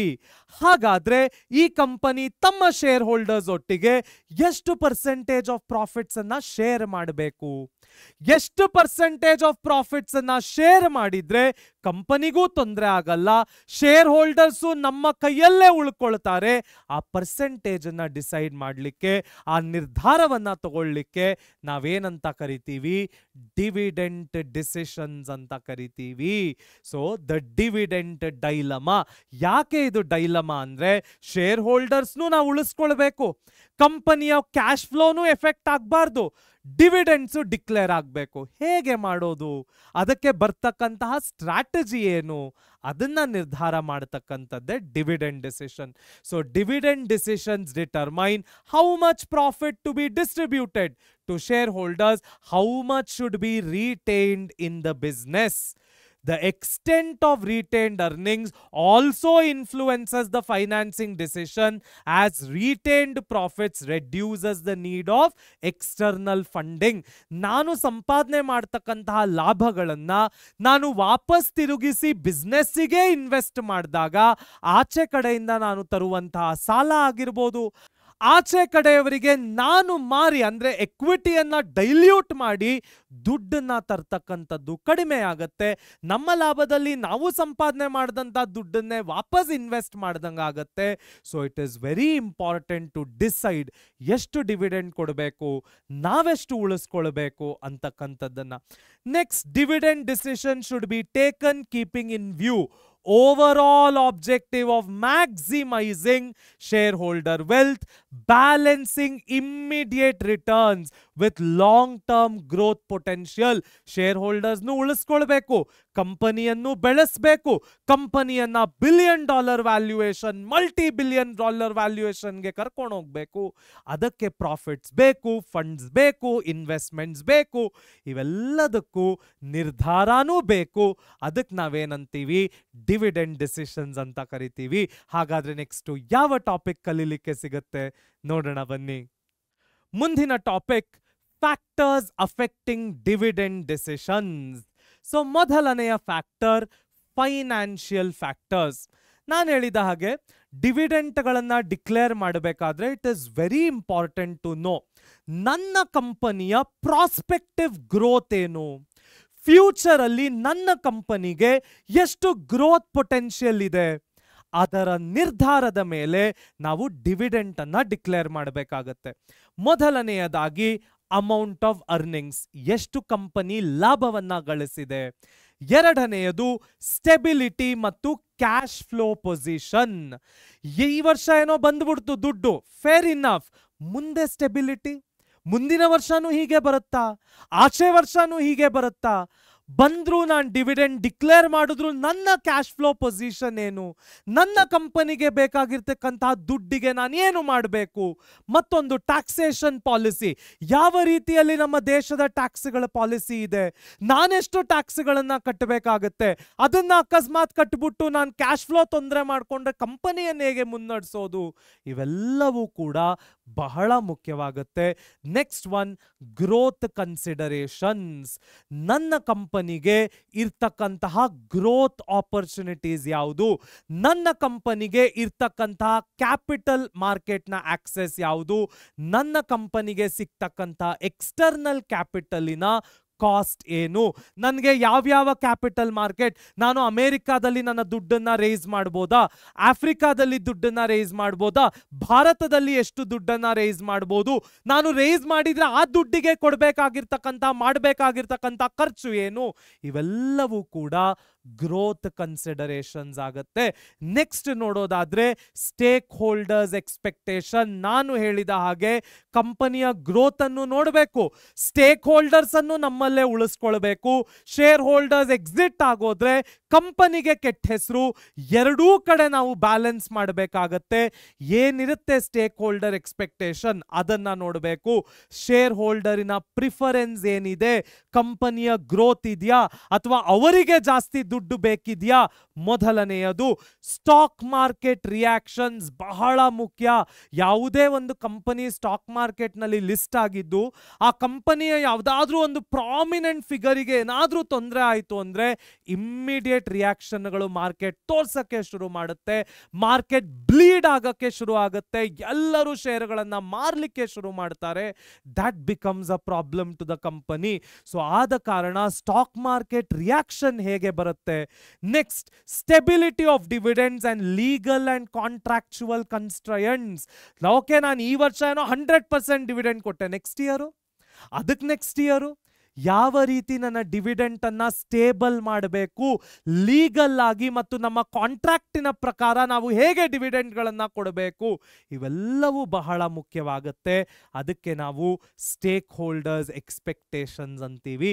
ಹಾಗಾದ್ರೆ ನೆಕ್ಸ್ಟ್ ಏನು ಕಲಿಯಕ್ಕೆ ಸಿಗುತ್ತೆ ನೋಡೋಣ ಬನ್ನಿ. ಮುಂದಿನ topic financial planning, blue print for future operations. ಮೊದಲನೆಯದು ಫೋರ್ಕಾಸ್ಟಿಂಗ್. ಹೆಸರೇ ಹೇಳ್ತಾ ಇದೆ ಫೋರ್ಕಾಸ್ಟಿಂಗ್. ಫೋರ್ಕಾಸ್ಟಿಂಗ್ ಅಂದರೆ ಪ್ರೆಡಿಕ್ಷನ್ ಅಂತ ಅರ್ಥ. ಸೊ ನಾವು ನಮ್ಮ ಕಂಪನಿಯ ಫ್ಯೂಚರ್ ಫೈನಾನ್ಷಿಯಲ್ ರಿಕ್ವೈರ್ಮೆಂಟ್ಸ್ ಅನ್ನ ಯಾವ ರೀತಿ ಪ್ರೆಡಿಕ್ಟ್ ಮಾಡ್ತಾ ಇದ್ದೀವಿ, ನನಗೆ ಮುಂಬರುವ ದಿನಗಳಲ್ಲಿ ಎಷ್ಟು ದುಡ್ಡು ಖರ್ಚು ಮಾಡಲಿಕ್ಕೆ ಬೇಕಾಗತ್ತೆ, ಎಷ್ಟು ದುಡ್ಡು ನನ್ನ ಕಂಪನಿಯನ್ನ ಬೆಳೆಸಲಿಕ್ಕೆ ಬೇಕಾಗತ್ತೆ, ಅದಕ್ಕೆ ನಾವೇನಂತೀವಿ ಫೋರ್ಕಾಸ್ಟಿಂಗ್ ಅಂತೀವಿ. Next adjustment, modifying plans based on changing conditions. So as usual ಮಾರ್ಕೆಟಿನಲ್ಲಿ ಹಲವಾರು ಪ್ರಾಬ್ಲಮ್ಗಳು, ಇವನ್ನೆಲ್ಲ ನಾವು ಸಿಸ್ಟಮ್ಯಾಟಿಕ್ ರಿಸ್ಕ್ ಅಂತ ಕರಿತೀವಿ. ಸೊ ಮಾರ್ಕೆಟ್ನಲ್ಲಿ ಬರ್ತಕ್ಕಂತಹ ಎಲ್ಲ ಫ್ಯಾಕ್ಟರ್ಗಳಿಂದ ನಮ್ಮ ಕಂಪನಿಯ ಬಂಡವಾಳಗಳು ಏರುಪೇರಾಗ್ತಾ ಇದ್ರೆ ಅದಕ್ಕೆ ನಾವು ಮಾರ್ಕೆಟ್ ರಿಸ್ಕ್ ಅಥವಾ ಸಿಸ್ಟಮ್ಯಾಟಿಕ್ ರಿಸ್ಕ್ ಅಂತ ಕರಿತೀವಿ. ಈ ತರ ಮಾರ್ಕೆಟ್ ರಿಸ್ಕ್ಗಳಿಗೆ, ಸಿಸ್ಟಮ್ಯಾಟಿಕ್ ರಿಸ್ಕ್ಗಳಿಗೆ ನಮ್ಮ ಕಂಪನಿ ಯಾವ ರೀತಿ ಅಡ್ಜಸ್ಟ್ ಮಾಡಿಕೊಂಡು ಫಂಡ್ಸ್ಗಳನ್ನ ಅಲೋಕೇಟ್ ಮಾಡುತ್ತೆ, ಬಹಳ important decision. Next planning. Okay, ನಾನು ಫೋರ್ಕಾಸ್ಟ್ ಮಾಡಿದೆ, ಅಡ್ಜಸ್ಟ್ ಮಾಡಿದೆ, ಪ್ಲಾನ್ ಮಾಡಬೇಕಾಗತ್ತೆ. Creating detailed financial blue prints and budgets. So ಯಾವಾಗ ನಾವು ಡೀಟೇಲ್ಡ್ ಆಗಿ ಈ ರೀತಿ ನಾನು ಖರ್ಚು ಮಾಡಬೇಕು, ಈ ಆಕ್ಟಿವಿಟಿಗೆ ಇಷ್ಟೇ ಬಜೆಟ್ ಆಗಬೇಕು, ನೀಟಾಗಿ ಒಂದು ಫೈನಾನ್ಷಿಯಲ್ ಡಿಸಿಪ್ಲಿನ್ ಬೆಳೆಸ್ತೀನಿ. That becomes a hallmark for companies growth and development. Next ನೋಡೋದಾದ್ರೆ ಇಂಪ್ಲಿಮೆಂಟೇಷನ್. ನಾನು ಪ್ಲಾನ್ ಮಾಡ್ಬೋದು, ಅಡ್ಜಸ್ಟ್ ಮಾಡ್ಕೊಳ್ಬೋದು, ಪ್ರೆಡಿಕ್ಟ್ ಮಾಡ್ಬೋದು, ಇವೆಲ್ಲವನ್ನು ನಾನು ಎಕ್ಸಿಕ್ಯೂಟ್ ಮಾಡಲಿಲ್ಲ ಅಂದರೆ, ಇವೆಲ್ಲವನ್ನು ಇಂಪ್ಲಿಮೆಂಟ್ ಮಾಡಲಿಲ್ಲ ಅಂದರೆ ಅದಕ್ಕೆ ಯಾವುದೇ ಪ್ರಯೋಜನವಿಲ್ಲ. So executing financial plans and monitoring the progress ಬಹಳ ಬಹಳ ಇಂಪಾರ್ಟೆಂಟ್ ಆಗುತ್ತೆ. ಇನ್ನೊಂದೇನೆಂದರೆ, ನಾನು ಯಾವುದೇ ಪ್ಲ್ಯಾನನ್ನು ಮಾಡ್ಬೋದು, ಗ್ರೌಂಡ್ ಲೆವೆಲಲ್ಲಿ ನಿಂತ್ಕೊಂಡು ನಾನು ಆ ಪ್ಲ್ಯಾನನ್ನು ಎಕ್ಸಿಕ್ಯೂಟ್ ಮಾಡಲಿಲ್ಲ, ಫಾಲೋ ಅಪ್ ಮಾಡಲಿಲ್ಲ ಅಂದರೆ ನಾನು ಎಷ್ಟು ಪ್ಲ್ಯಾನ್ಗಳನ್ನು ಬರೆದು ಯಾವುದೇ ಪ್ರಯೋಜನವಿಲ್ಲ. ಯಾಕೆಂದರೆ ಆ ಪ್ಲ್ಯಾನ್ಗಳು ಗ್ರೌಂಡ್ ಲೆವೆಲಲ್ಲಿ ಇಂಪ್ಲಿಮೆಂಟೇ ಆಗ್ತಾ ಇಲ್ಲ. ಸೊ ಹಾಗಾದರೆ ನೆಕ್ಸ್ಟ್ ಏನು ಕಲಿಯೋಕ್ಕೆ ಸಿಗತ್ತೆ ನೋಡೋಣ ಬನ್ನಿ. ಮುಂದಿನ topic objectives and importance of financial planning. ಮೊದಲನೆಯ objective, ensure availability of funds when required. ಯಾವುದೇ ಒಂದು ಆರ್ಗನೈಸೇಷನ್ನಿನ ಬೆಸ್ಟ್ ಫೈನಾನ್ಷಿಯಲ್ ಪ್ಲಾನಿಂಗ್ ಅಂದರೆ, ನನಗೆ ಬೇಕಾದಾಗ, ನನಗೆ ಕಂಪನಿಯ ಒಂದು ಗ್ರೋತ್ ಆಪರ್ಚುನಿಟಿ ಸಿಕ್ಕಿದಾಗ ಆ ಗ್ರೋತ್ ಆಪರ್ಚುನಿಟಿಗೆ ದುಡ್ಡಿದೆಯಾ. ಮೊದಲನೆಯ objective. Prevent raising unnecessary resources. ನನ್ನ ಕಂಪನಿಗೆ ನಿಜವಾಗ್ಲೂ ಬೇಕಾಗಿರ್ತಕ್ಕಂಥ ಸಂಪನ್ಮೂಲಗಳನ್ನು ಮಾತ್ರ ನಾವು ಖರೀದಿ ಮಾಡಬೇಕು, ಅನ್ನೆಸೆಸರಿ ಖರ್ಚುಗಳನ್ನು ಅವಾಯ್ಡ್ ಮಾಡಬೇಕು. Achieve proper matching of funds requirement and availability. ನನ್ನ ಹತ್ರ ಎಷ್ಟು ದುಡ್ಡಿದೆ, ನಾನು ಖರ್ಚು ಮಾಡ್ತಾ ಇರ್ತಕ್ಕಂಥದ್ದು ಎಷ್ಟು, ಈ ಖರ್ಚು ಮತ್ತು ಲಾಭಗಳ ಸಮತೋಲನವಾದರೆ, ಬ್ಯಾಲೆನ್ಸ್ ಆದರೆ, that is the best financial planning. Next, ಅದರ ಇಂಪಾರ್ಟೆನ್ಸ್ ಏನು, ಯಾಕೆ ಬೇಕು ಫೈನಾನ್ಷಿಯಲ್ ಪ್ಲಾನಿಂಗ್. ಇದು ನಮ್ಮ ಪರ್ಸನಲ್ ಲೈಫ್ಗೂ ಅಪ್ಲೈ ಆಗುತ್ತೆ.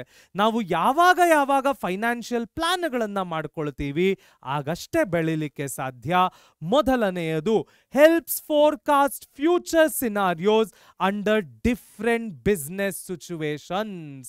ಸೊ ಬೇರೆ ಬೇರೆ ಡಿಫ್ರೆಂಟ್ ಸಿಚುವೇಶನ್ಗಳು ಬಿಸ್ನೆಸ್ಗಳಲ್ಲಿ ಅರೈಸ್ ಆದಾಗ ನಾವು ಅದನ್ನು ಹೇಗೆ ಟ್ಯಾಕಲ್ ಮಾಡಬೇಕು, ಫೈನಾನ್ಷಿಯಲ್ ಪ್ಲಾನಿಂಗ್ ಅದಕ್ಕೆ ಉತ್ತರವನ್ನ ಕೊಡುತ್ತೆ.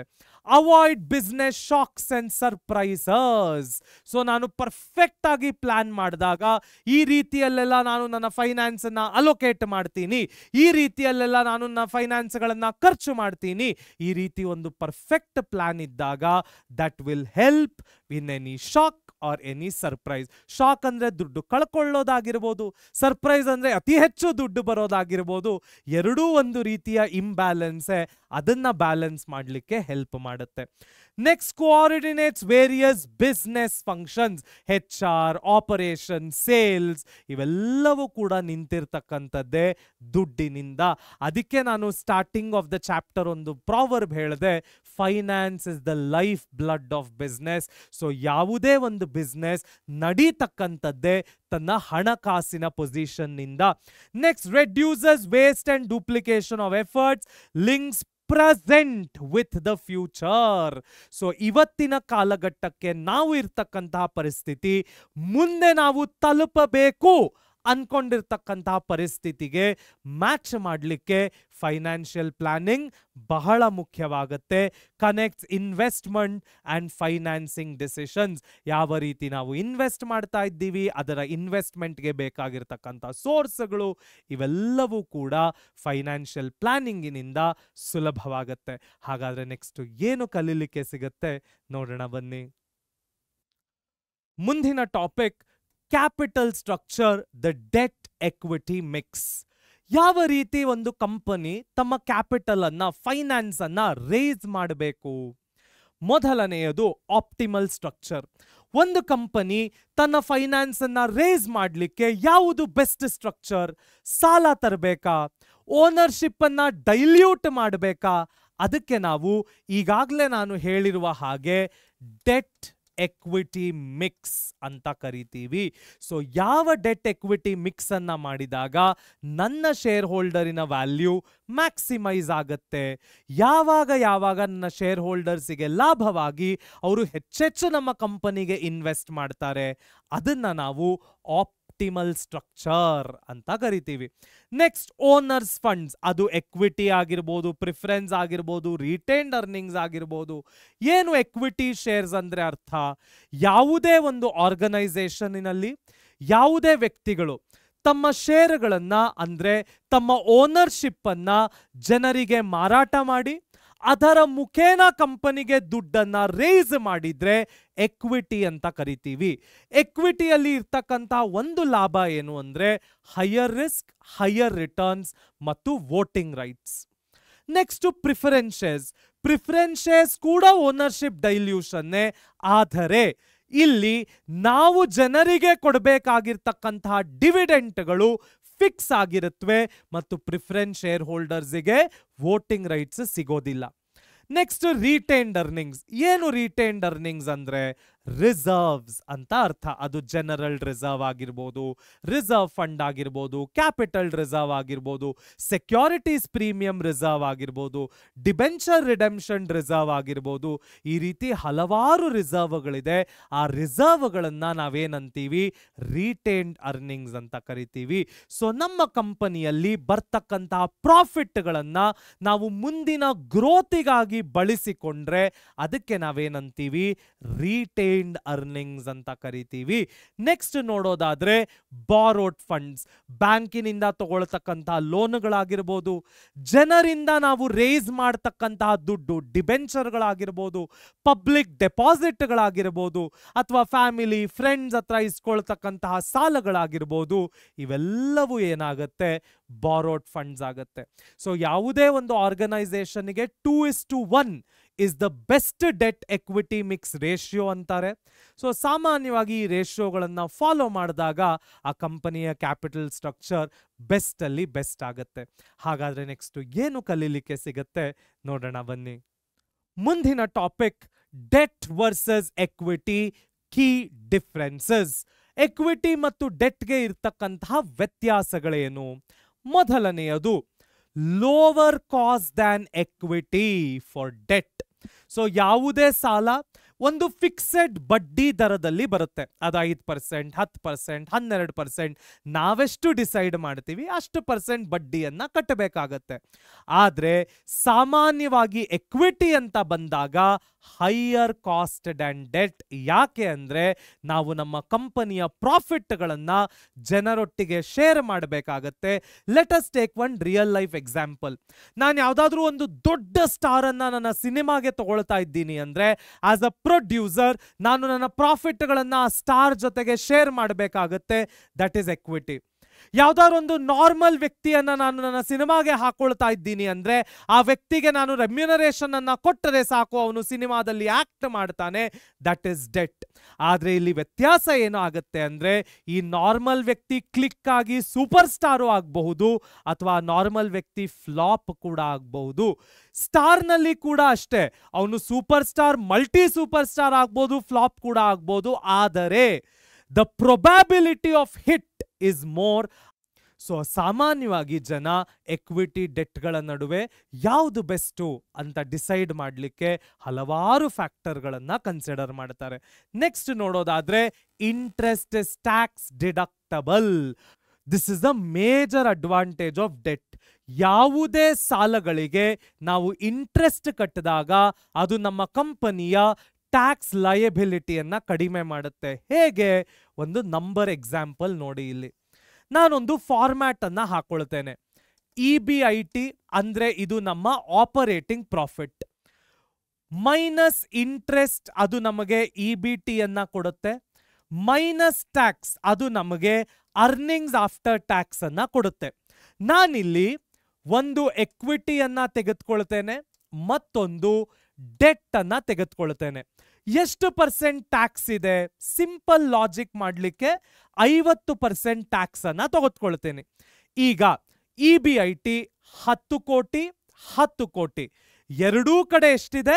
10 ಕೋಟಿ ಇದೆ. ಎಕ್ವಿಟಿ ಅಂದ್ರೆ ಇಂಟ್ರೆಸ್ಟ್ ಬರೋದಿಲ್ಲ, ಡೆಟ್ ಅಂದ್ರೆ ನಾನು ಇಂಟ್ರೆಸ್ಟ್ ಅನ್ನ ಕಟ್ಟಬೇಕಾಗತ್ತೆ. ನನ್ನ ಅಂದಾಜಿನ ಮೇಲೆ 2 ಕೋಟಿ ಇಂಟ್ರೆಸ್ಟ್ ಅನ್ನ ತೆಗೆದುಕೊಳ್ತೀನಿ.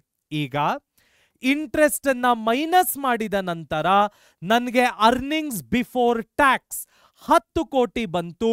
ಇಲ್ಲಿ ಅರ್ನಿಂಗ್ಸ್ ಬಿಫೋರ್ ಟ್ಯಾಕ್ಸ್ ಎಷ್ಟು ಬರ್ತಾ ಇದೆ? 8 ಕೋಟಿ ಬರ್ತಾ ಇದೆ.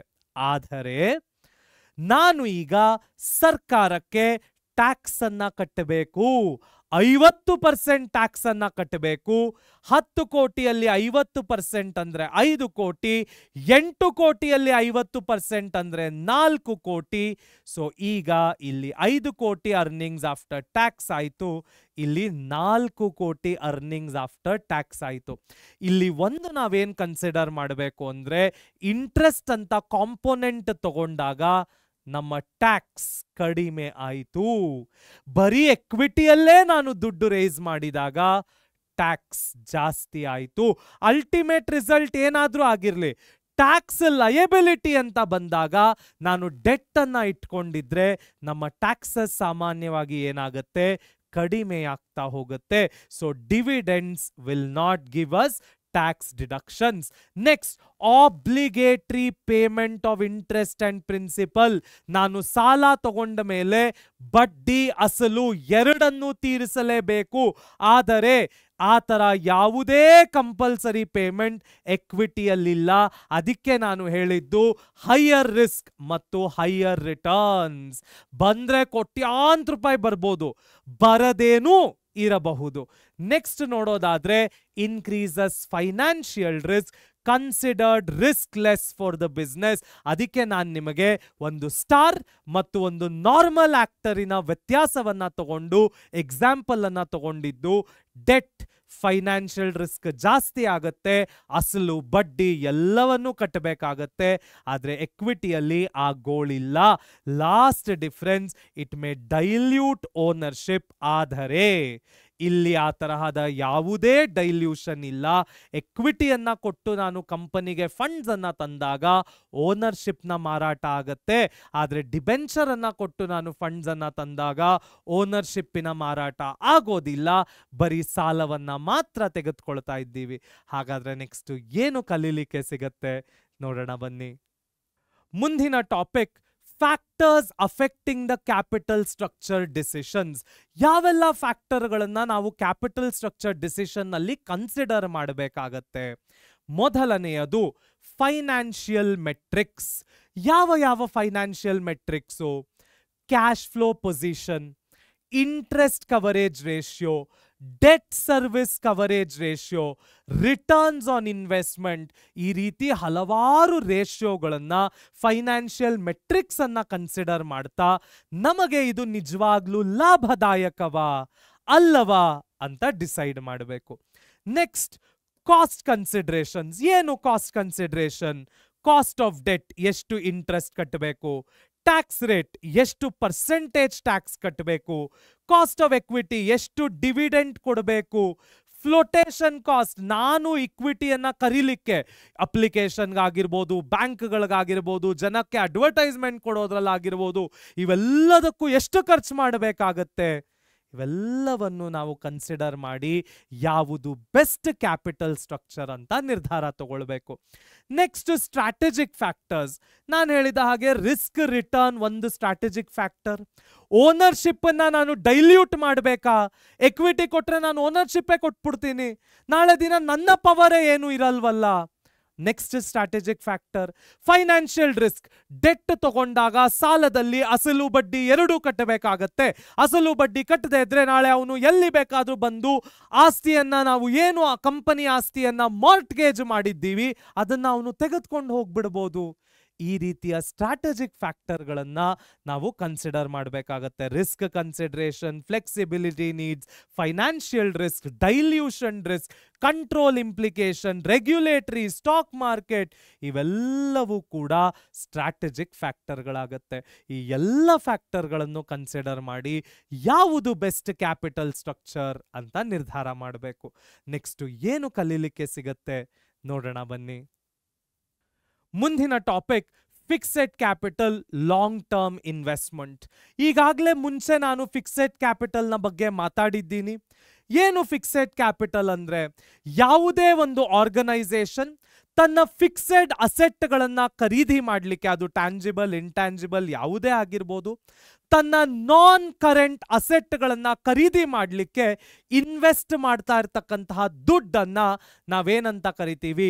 ಫಿಕ್ಸೆಡ್ ಕ್ಯಾಪಿಟಲ್ ಅಂತ ಕರಿತೀವಿ. ಅದು ಶಾರ್ಟ್ ಟರ್ಮ್ ಅಸೆಟ್ಗಳಾಗಿರ್ಬೋದು, ಲಾಂಗ್ ಟರ್ಮ್ ಅಸೆಟ್ಗಳಾಗಿರ್ಬೋದು, ಅದು ಬಿಸ್ನೆಸ್ಗೆ ಬಿಟ್ಟಿದ್ದು. ಆದರೆ ಬಿಸ್ನೆಸ್ ತನ್ನ ನಾನ್ ಕರೆಂಟ್ ಅಸೆಟ್ಸ್ ಅನ್ನ ಅಕ್ವೈರ್ ಮಾಡ್ಕೊಳ್ಳಿಕ್ಕೆ, ಪರ್ಚೇಸ್ ಮಾಡಲಿಕ್ಕೆ ಬಂಡವಾಳವನ್ನ ಹೂಡ್ತಾ ಇದ್ರೆ ಅದಕ್ಕೆ ನಾವೇನಂತೀವಿ? ಫಿಕ್ಸೆಡ್ ಕ್ಯಾಪಿಟಲ್ ಅಂತ ಕರಿತೀವಿ. So fixed capital refers to the investment in long term assets that remains in the business for more than 1 year. ಅದಕ್ಕೆ ನಾನು ಒಂದು ಪದವನ್ನ ಬಳಸಿದ್ದು fixed assets, non-current assets such as plant, machinery, furniture, land, buildings, vehicles, etc. So adara financing must be financed through long-term sources, equity, preference, debenture, loans, retained earnings. ಇದು short term sources ನಿಂದ ಸಾಧ್ಯ ಇಲ್ಲ.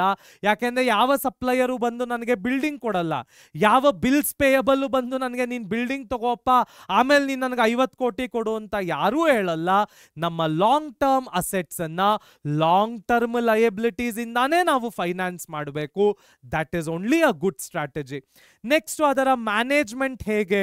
It involves allocation of firms' capital to different projects or assets with long-term implications. ನಾವಿಲ್ಲಿ long ಟರ್ಮ್ನಲ್ಲೇ ಯೋಚನೆ ಮಾಡ್ತಾ ಇರ್ತೀವಿ, long ಟರ್ಮಿನ ಪ್ರಾಜೆಕ್ಟ್ಗಳಿಗಷ್ಟೇ ಈ ದುಡ್ಡನ್ನು ಹೂಡ್ತೀವಿ. ಅದು ಶಾರ್ಟ್ ಟರ್ಮ್ ಇಂಪ್ಲಿಕೇಶನ್ಸ್ ಇದ್ರೆ ಸಾಮಾನ್ಯವಾಗಿ ಫಿಕ್ಸೆಡ್ ಕ್ಯಾಪಿಟಲ್ನ ನಾವು ಖರ್ಚು ಮಾಡಲಿಕ್ಕೆ ಹೋಗೋದಿಲ್ಲ. ಹಾಗಾದ್ರೆ ನೆಕ್ಸ್ಟ್ ಏನು ಕಲೀಲಿಕ್ಕೆ ಸಿಗತ್ತೆ ನೋಡೋಣ ಬನ್ನಿ. ಮುಂದಿನ topic importance of fixed capital management. ಯಾಕೆ ಈ ಫಿಕ್ಸೆಡ್ ಕ್ಯಾಪಿಟಲ್ ನಿಜವಾಗ್ಲೂ ಬೇಕು, ಯಾಕೆ ಇದು ಅತ್ಯಗತ್ಯ? ಮೊದಲನೆಯದು long term growth. Fixed capital ಇರ್ತಕ್ಕಂಥದ್ದೇ ಲಾಂಗ್ ಟರ್ಮ್ ವಿಷನ್ ನೊಂದಿಗೆ. ಲಾಂಗ್ ಟರ್ಮಿನಲ್ಲಿ ಹೇಗೆ ನಮ್ಮ ಕಂಪನಿಯ ಬೆಳವಣಿಗೆ ಆಗಬೇಕು, ಅದಕ್ಕೆ ಬೇಕಾಗಿರ್ತಕ್ಕಂಥ ಪ್ರಾಪರ್ಟಿ, ಪ್ಲಾಂಟ್, ಎಕ್ವಿಪ್ಮೆಂಟ್, ವೆಹಿಕಲ್ಸ್, ಯಾವುದೇ ಆಸ್ತಿ ಆಗಿರ್ಬೋದು, ಹೇಗೆ ನಾವು ಅದನ್ನು ಅಕ್ವೈರ್ ಮಾಡ್ಕೊಳ್ಬೇಕು, ಪರ್ಚೇಸ್ ಮಾಡ್ಕೊಳ್ಬೇಕು, ಅದಕ್ಕೆ ನಾವು ನಮ್ಮ ಫಿಕ್ಸೆಡ್ ಕ್ಯಾಪಿಟಲ್ ಅನ್ನ ಬಹಳ ಚೆನ್ನಾಗಿ ಸ್ಟ್ರಾಟಜಿಕ್ ಆಗಿ ಉಪಯೋಗಿಸಬೇಕು. ಆಗ ಅದು ನಮ್ಮ ಲಾಂಗ್ ಟರ್ಮ್ ಗ್ರೋತಿಗೆ ಸಹಾಯ ಮಾಡುತ್ತೆ. Next, large fund commitment. These decisions result in substantial capital funds being blocked in long-term projects requiring detailed analysis and careful planning.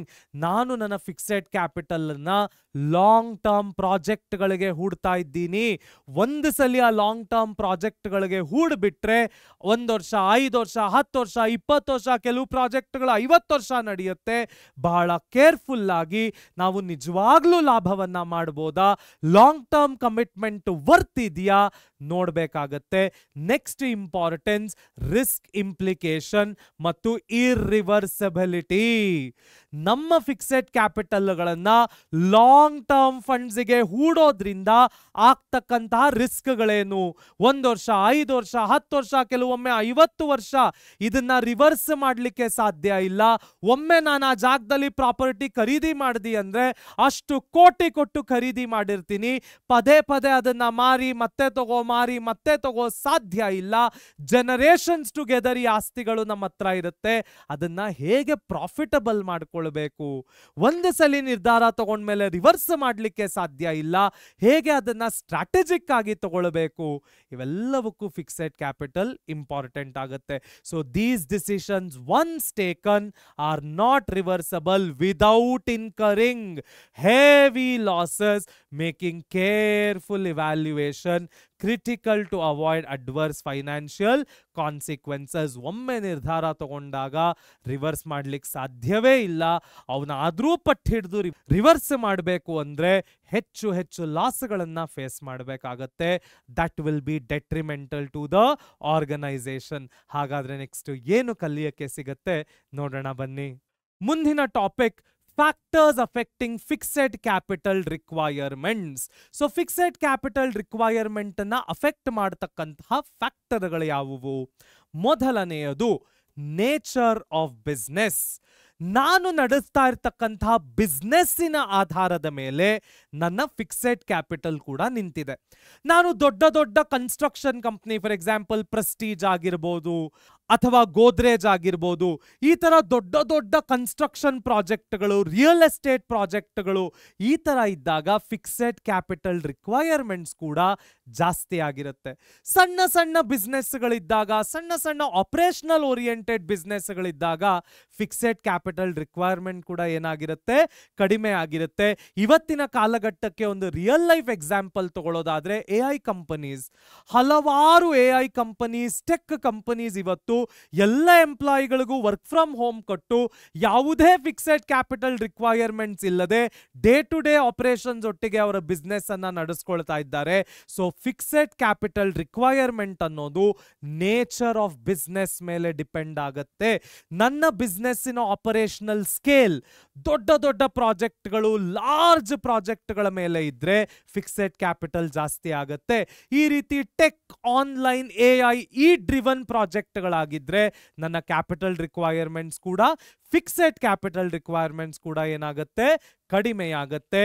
Next, choice of technique. Capital intensive organization requires higher investment in plant machinery than labor intensive. ನೋಡಿ, ಈಗ ನಾನು ದೊಡ್ಡ ದೊಡ್ಡ ಕಂಪನಿಗಳು, ಯಾವುದಾದ್ರೂ ದೊಡ್ಡ ದೊಡ್ಡ solar ಪ್ರಾಜೆಕ್ಟ್ಗಳಾಗಿರ್ಬೋದು, hydro electric power ಪ್ರಾಜೆಕ್ಟ್ಗಳಾಗಿರ್ಬೋದು, ಈ ರೀತಿ ದೊಡ್ಡ ದೊಡ್ಡ ಕ್ಯಾಪಿಟಲ್ ಇನ್ವೆಸ್ಟ್ ಮಾಡಬೇಕಾಗಿರುವಂಥ ಪ್ರಾಜೆಕ್ಟ್ಗಳಲ್ಲಿ ನಮ್ಮ ಫಿಕ್ಸೆಡ್ ಕ್ಯಾಪಿಟಲ್ ಜಾಸ್ತಿ ಆಗಿರುತ್ತೆ. ಎಲ್ಲೆಲ್ಲಿ ನಾನು ಜನರನ್ನ ಇಟ್ಕೊಂಡು, ಲೇಬರನ್ನ ಇಟ್ಕೊಂಡು ಕೆಲಸ ಮಾಡಿಸ್ಬೋದು ಅಂತ ಜಾಗಗಳಲ್ಲಿ ಸಾಮಾನ್ಯವಾಗಿ ಫಿಕ್ಸೆಡ್ ಕ್ಯಾಪಿಟಲ್ ಏನಾಗಿರುತ್ತೆ, ಕಡಿಮೆಯಾಗಿರುತ್ತೆ. Next, scale of operations. ಇದರ ಬಗ್ಗೆ ನಾನು ಮಾತಾಡಿದ್ದೀನಿ. ದೊಡ್ಡ ದೊಡ್ಡ ಸ್ಕೇಲ್ ಆಫ್ ಆಪರೇಷನ್ಸ್ ಇರ್ತಕ್ಕಂತಹ ಆರ್ಗನೈಸೇಷನ್ಗಳಲ್ಲಿ ಫಿಕ್ಸೆಡ್ ಕ್ಯಾಪಿಟಲ್ ರಿಕ್ವೈರ್ಮೆಂಟ್ ಕೂಡ ಜಾಸ್ತಿ ಇರುತ್ತೆ. ಸಣ್ಣ ಸಣ್ಣ ಸ್ಕೇಲ್ ಆಫ್ ಆಪರೇಷನ್ಸ್ ಇರ್ತಕ್ಕಂತಹ ಬಿಸ್ನೆಸ್ಗಳಲ್ಲಿ ಫಿಕ್ಸೆಡ್ ಕ್ಯಾಪಿಟಲ್ ರಿಕ್ವೈರ್ಮೆಂಟ್ಸ್ ಕೂಡ ಕಡಿಮೆ ಇರುತ್ತೆ. Next, growth and diversification.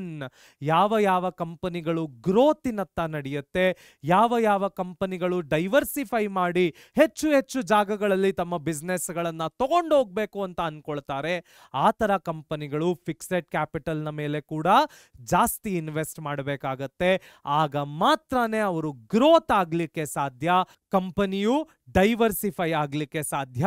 ಇಲ್ಲಿ ಡೈವರ್ಸಿಫೈ ಅಂದ್ರೆ ಬಿಸ್ನೆಸ್ ಅನ್ನ ಎಕ್ಸ್ಪ್ಯಾಂಡ್ ಮಾಡೋದಾಗಿರ್ಬೋದು, ಹೊಸ ಹೊಸ ಜಿಯೋಗ್ರಫಿಕಲ್ ಲೊಕೇಶನ್ಗಳಿಗೆ ಬಿಸ್ನೆಸ್ ಅನ್ನ ತಗೊಂಡೋಗಿರ್ಬೋದಾಗಿರ್ಬೋದು, ಅಥವಾ ಸ್ಟ್ರಾಟಜಿಕ್ ಲೊಕೇಶನ್ಗಳಲ್ಲಿ ಬಿಸ್ನೆಸ್ ಅನ್ನ ಶುರು ಮಾಡೋದಾಗಿರ್ಬೋದು. ಮುಂದಿನ topic, working capital fuelling day to day operations. Fixed capital ನಮ್ಮ ಲಾಂಗ್ ಟರ್ಮ್ ವಿಷನ್ ಮೇಲೆ ಫೋಕಸ್ ಮಾಡಿದ್ರೆ, ವರ್ಕಿಂಗ್ ಕ್ಯಾಪಿಟಲ್ ನಮ್ಮ ದಿನನಿತ್ಯದ ಬಿಸ್ನೆಸ್ ಮೇಲೆ ಫೋಕಸ್ ಮಾಡುತ್ತೆ. ಯಾವ ಯಾವ ಸಪ್ಲೈಯರ್ಗಳಿಂದ ನಾವು ರಾ ಮಟೀರಿಯಲ್ ಅನ್ನ ಖರೀದಿ ಮಾಡ್ತಾ ಇದ್ದೀವಿ, ವರ್ಕಿಂಗ್ ಕ್ಯಾಪಿಟಲ್. ಯಾವ ಯಾವ ಕಸ್ಟಮರ್ಗಳು ನಮಗೆ ಇನ್ನೂ ಬಿಲ್ಗಳನ್ನ ಕಟ್ಟಬೇಕು, ವರ್ಕಿಂಗ್ ಕ್ಯಾಪಿಟಲ್. ಬ್ಯಾಂಕಿನಲ್ಲಿ ನಮ್ಮ ಬ್ಯಾಲೆನ್ಸ್ ಎಷ್ಟಿದೆ, ವರ್ಕಿಂಗ್ ಕ್ಯಾಪಿಟಲ್ ಎಷ್ಟು ದುಡ್ಡನ್ನ ಇನ್ವೆಸ್ಟ್ ಮಾಡ್ತಾ ಇದ್ದೀವಿ, ದಿನನಿತ್ಯ ಕಟ್ಟುವಂತ ಎಲೆಕ್ಟ್ರಿಸಿಟಿ ಬಿಲ್ ಆಗಿರ್ಬೋದು, ವಾಟರ್ ಬಿಲ್ ಆಗಿರ್ಬೋದು, ಮೇಂಟೆನೆನ್ಸ್ ಖರ್ಚುಗಳಾಗಿರ್ಬೋದು, ಎಂಪ್ಲಾಯೀಸ್ಗೆ ಕೊಡ್ತಕ್ಕಂಥ ರಿಫ್ರೆಶ್ಮೆಂಟ್ಗಳಾಗಿರ್ಬೋದು, ದಿನನಿತ್ಯದಲ್ಲಿ ಆಗುವಂತಹ ಎಲ್ಲ ಬಂಡವಾಳಗಳನ್ನು ನಾವೇನಂತ ಕರಿತೀವಿ, ವರ್ಕಿಂಗ್ ಕ್ಯಾಪಿಟಲ್ ಅಂತ ಕರಿತೀವಿ. ಸೊ ಮೊದಲನೆಯದು cash and bank. So cash ಮತ್ತು ಬ್ಯಾಂಕ್ ಮೋಸ್ಟ್ ಲಿಕ್ವಿಡ್ ಅಸೆಟ್ಸ್. ನನಗೆ ಯಾವಾಗ ಬೇಕಾದರೂ ನನ್ನ ಡ್ರಾಯರ್ನಿಂದ ಕ್ಯಾಶನ್ನು ತೆಗೆದು ಖರ್ಚು ಮಾಡಬಹುದು. ATM ಕಾರ್ಡ್ಗಳ ಮುಖೇನ ಬ್ಯಾಂಕಿನಿಂದ ದುಡ್ಡನ್ನು ತೆಗೆದು ಖರ್ಚು ಮಾಡಬಹುದು. It is the best working capital. Next, prepaid expenses. ಮುಂದಿನ ವರ್ಷ ಬರಬೇಕಾಗಿರ್ತಕ್ಕಂಥ ಪೇಮೆಂಟ್ಗಳು ಇವತ್ತೇ ಬಂದುಬಿಡೋದು, ಮುಂದಿನ ದಿನಗಳಲ್ಲಿ ಕೊಡಬೇಕಾಗಿದ್ದಂಥ ದುಡ್ಡು ಇವತ್ತೇ ಕೊಟ್ಟುಬಿಡೋದು. ಇವೆಲ್ಲವೂ ಏನಾಗುತ್ತೆ, ಪ್ರೀಪೇಡ್ ಎಕ್ಸ್ಪೆನ್ಸಸ್ ಆಗುತ್ತೆ. Next, receivable. ನಾನು ಇದರ ಬಗ್ಗೆ ಮಾತಾಡ್ತಾ ಇದ್ದೆ. ಕಸ್ಟಮರ್ಗಳು ನಮಗೆ ಕೊಡಬೇಕಾಗಿರುವಂತಹ ದುಡ್ಡು, ಬಿಲ್ಡ್ ರಿಸೀವಬಲ್, ಡೇಟಾರ್ಸ್. ಇನ್ವೆಂಟ್ರಿ, ಎಷ್ಟು ಸ್ಟಾಕ್ ನಮ್ಮ ಕಂಪನಿಯಲ್ಲಿ ಉಳ್ಕೊಂಡಿದೆ, ಯಾವ ಯಾವ ಸ್ಟಾಕ್ಗಳು ಇನ್ನೂ ಅನ್ಸೋಲ್ಡ್ ಆಗಿ ಬಿದ್ದಿವೆ, ಇವೆಲ್ಲವೂ ಏನಾಗುತ್ತೆ, ಇನ್ವೆಂಟ್ರಿ ಆಗುತ್ತೆ. ಯಾವುದೇ ಒಂದು ಕಂಪನಿಗೆ ವರ್ಕಿಂಗ್ ಕ್ಯಾಪಿಟಲ್ ಅನ್ನ ನಾವು current assets minus current liabilities ಮಾಡಿ ಕಂಡು ಹಿಡಿಬೇಕಾಗತ್ತೆ. ಸೊ ಯಾವಾಗ ಕರೆಂಟ್ ಅಸೆಟ್, ಕರೆಂಟ್ ಲಯಬಿಲಿಟೀಸ್ ಆ ಡಿಫರೆನ್ಸ್ ಅನ್ನ ಕಂಡು ಹಿಡಿತೇವೆ, ಅದಕ್ಕೆ ನಾವು ನಮ್ಮ ಅಕೌಂಟಿಂಗ್ ಮತ್ತು ಬಿಸ್ನೆಸ್ ಟರ್ಮ್ಸ್ ಅಲ್ಲಿ ಏನಂತ ಕರಿತೀವಿ, ವರ್ಕಿಂಗ್ ಕ್ಯಾಪಿಟಲ್ ಅಂತ ಕರಿತೀವಿ. ಹಾಗಾದ್ರೆ ನೆಕ್ಸ್ಟ್ ಏನು ಕಲೀಲಿಕ್ಕೆ ಸಿಗತ್ತೆ ನೋಡೋಣ ಬನ್ನಿ. ಮುಂದಿನ topic, factors affecting the working capital. ಯಾವ ಯಾವ ಫ್ಯಾಕ್ಟರ್ಗಳೆಲ್ಲ ವರ್ಕಿಂಗ್ ಕ್ಯಾಪಿಟಲ್ನ ಮೇಲೆ ಪರಿಣಾಮವನ್ನ ಬೀರುತ್ತೆ. Working capital requirements are influenced again nature of business. Manufacturing business ಆದ್ರೆ ವರ್ಕಿಂಗ್ ಕ್ಯಾಪಿಟಲ್ ಜಾಸ್ತಿ ಬೇಕಾಗುತ್ತೆ. ಸರ್ವಿಸ್ ಟ್ರೇಡಿಂಗ್ ಬಿಸ್ನೆಸ್ಗಳಾದ್ರೆ ವರ್ಕಿಂಗ್ ಕ್ಯಾಪಿಟಲ್ ಕೂಡ ಏನಾಗುತ್ತೆ, ಕಡಿಮೆ ಆಗುತ್ತೆ. Scale of operations, business cycle phases. ನಮ್ಮ ಕಂಪನಿಯ ಸ್ಕೇಲ್ ಆಫ್ ಆಪರೇಷನ್ಸ್, ದೊಡ್ಡ ಕಂಪನಿ, ದೊಡ್ಡ ದೊಡ್ಡ ಸ್ಕೇಲ್, ದೊಡ್ಡ ದೊಡ್ಡ ಸೇಲ್, ಜಾಸ್ತಿ ವರ್ಕಿಂಗ್ ಕ್ಯಾಪಿಟಲ್. ಸಣ್ಣ ಕಂಪನಿ, ಸಣ್ಣ ಸೇಲ್, ಅಲ್ಲಿಗೆ ವರ್ಕಿಂಗ್ ಕ್ಯಾಪಿಟಲ್ ಕೂಡ ಕಡಿಮೆಯಾಗಿರುತ್ತೆ.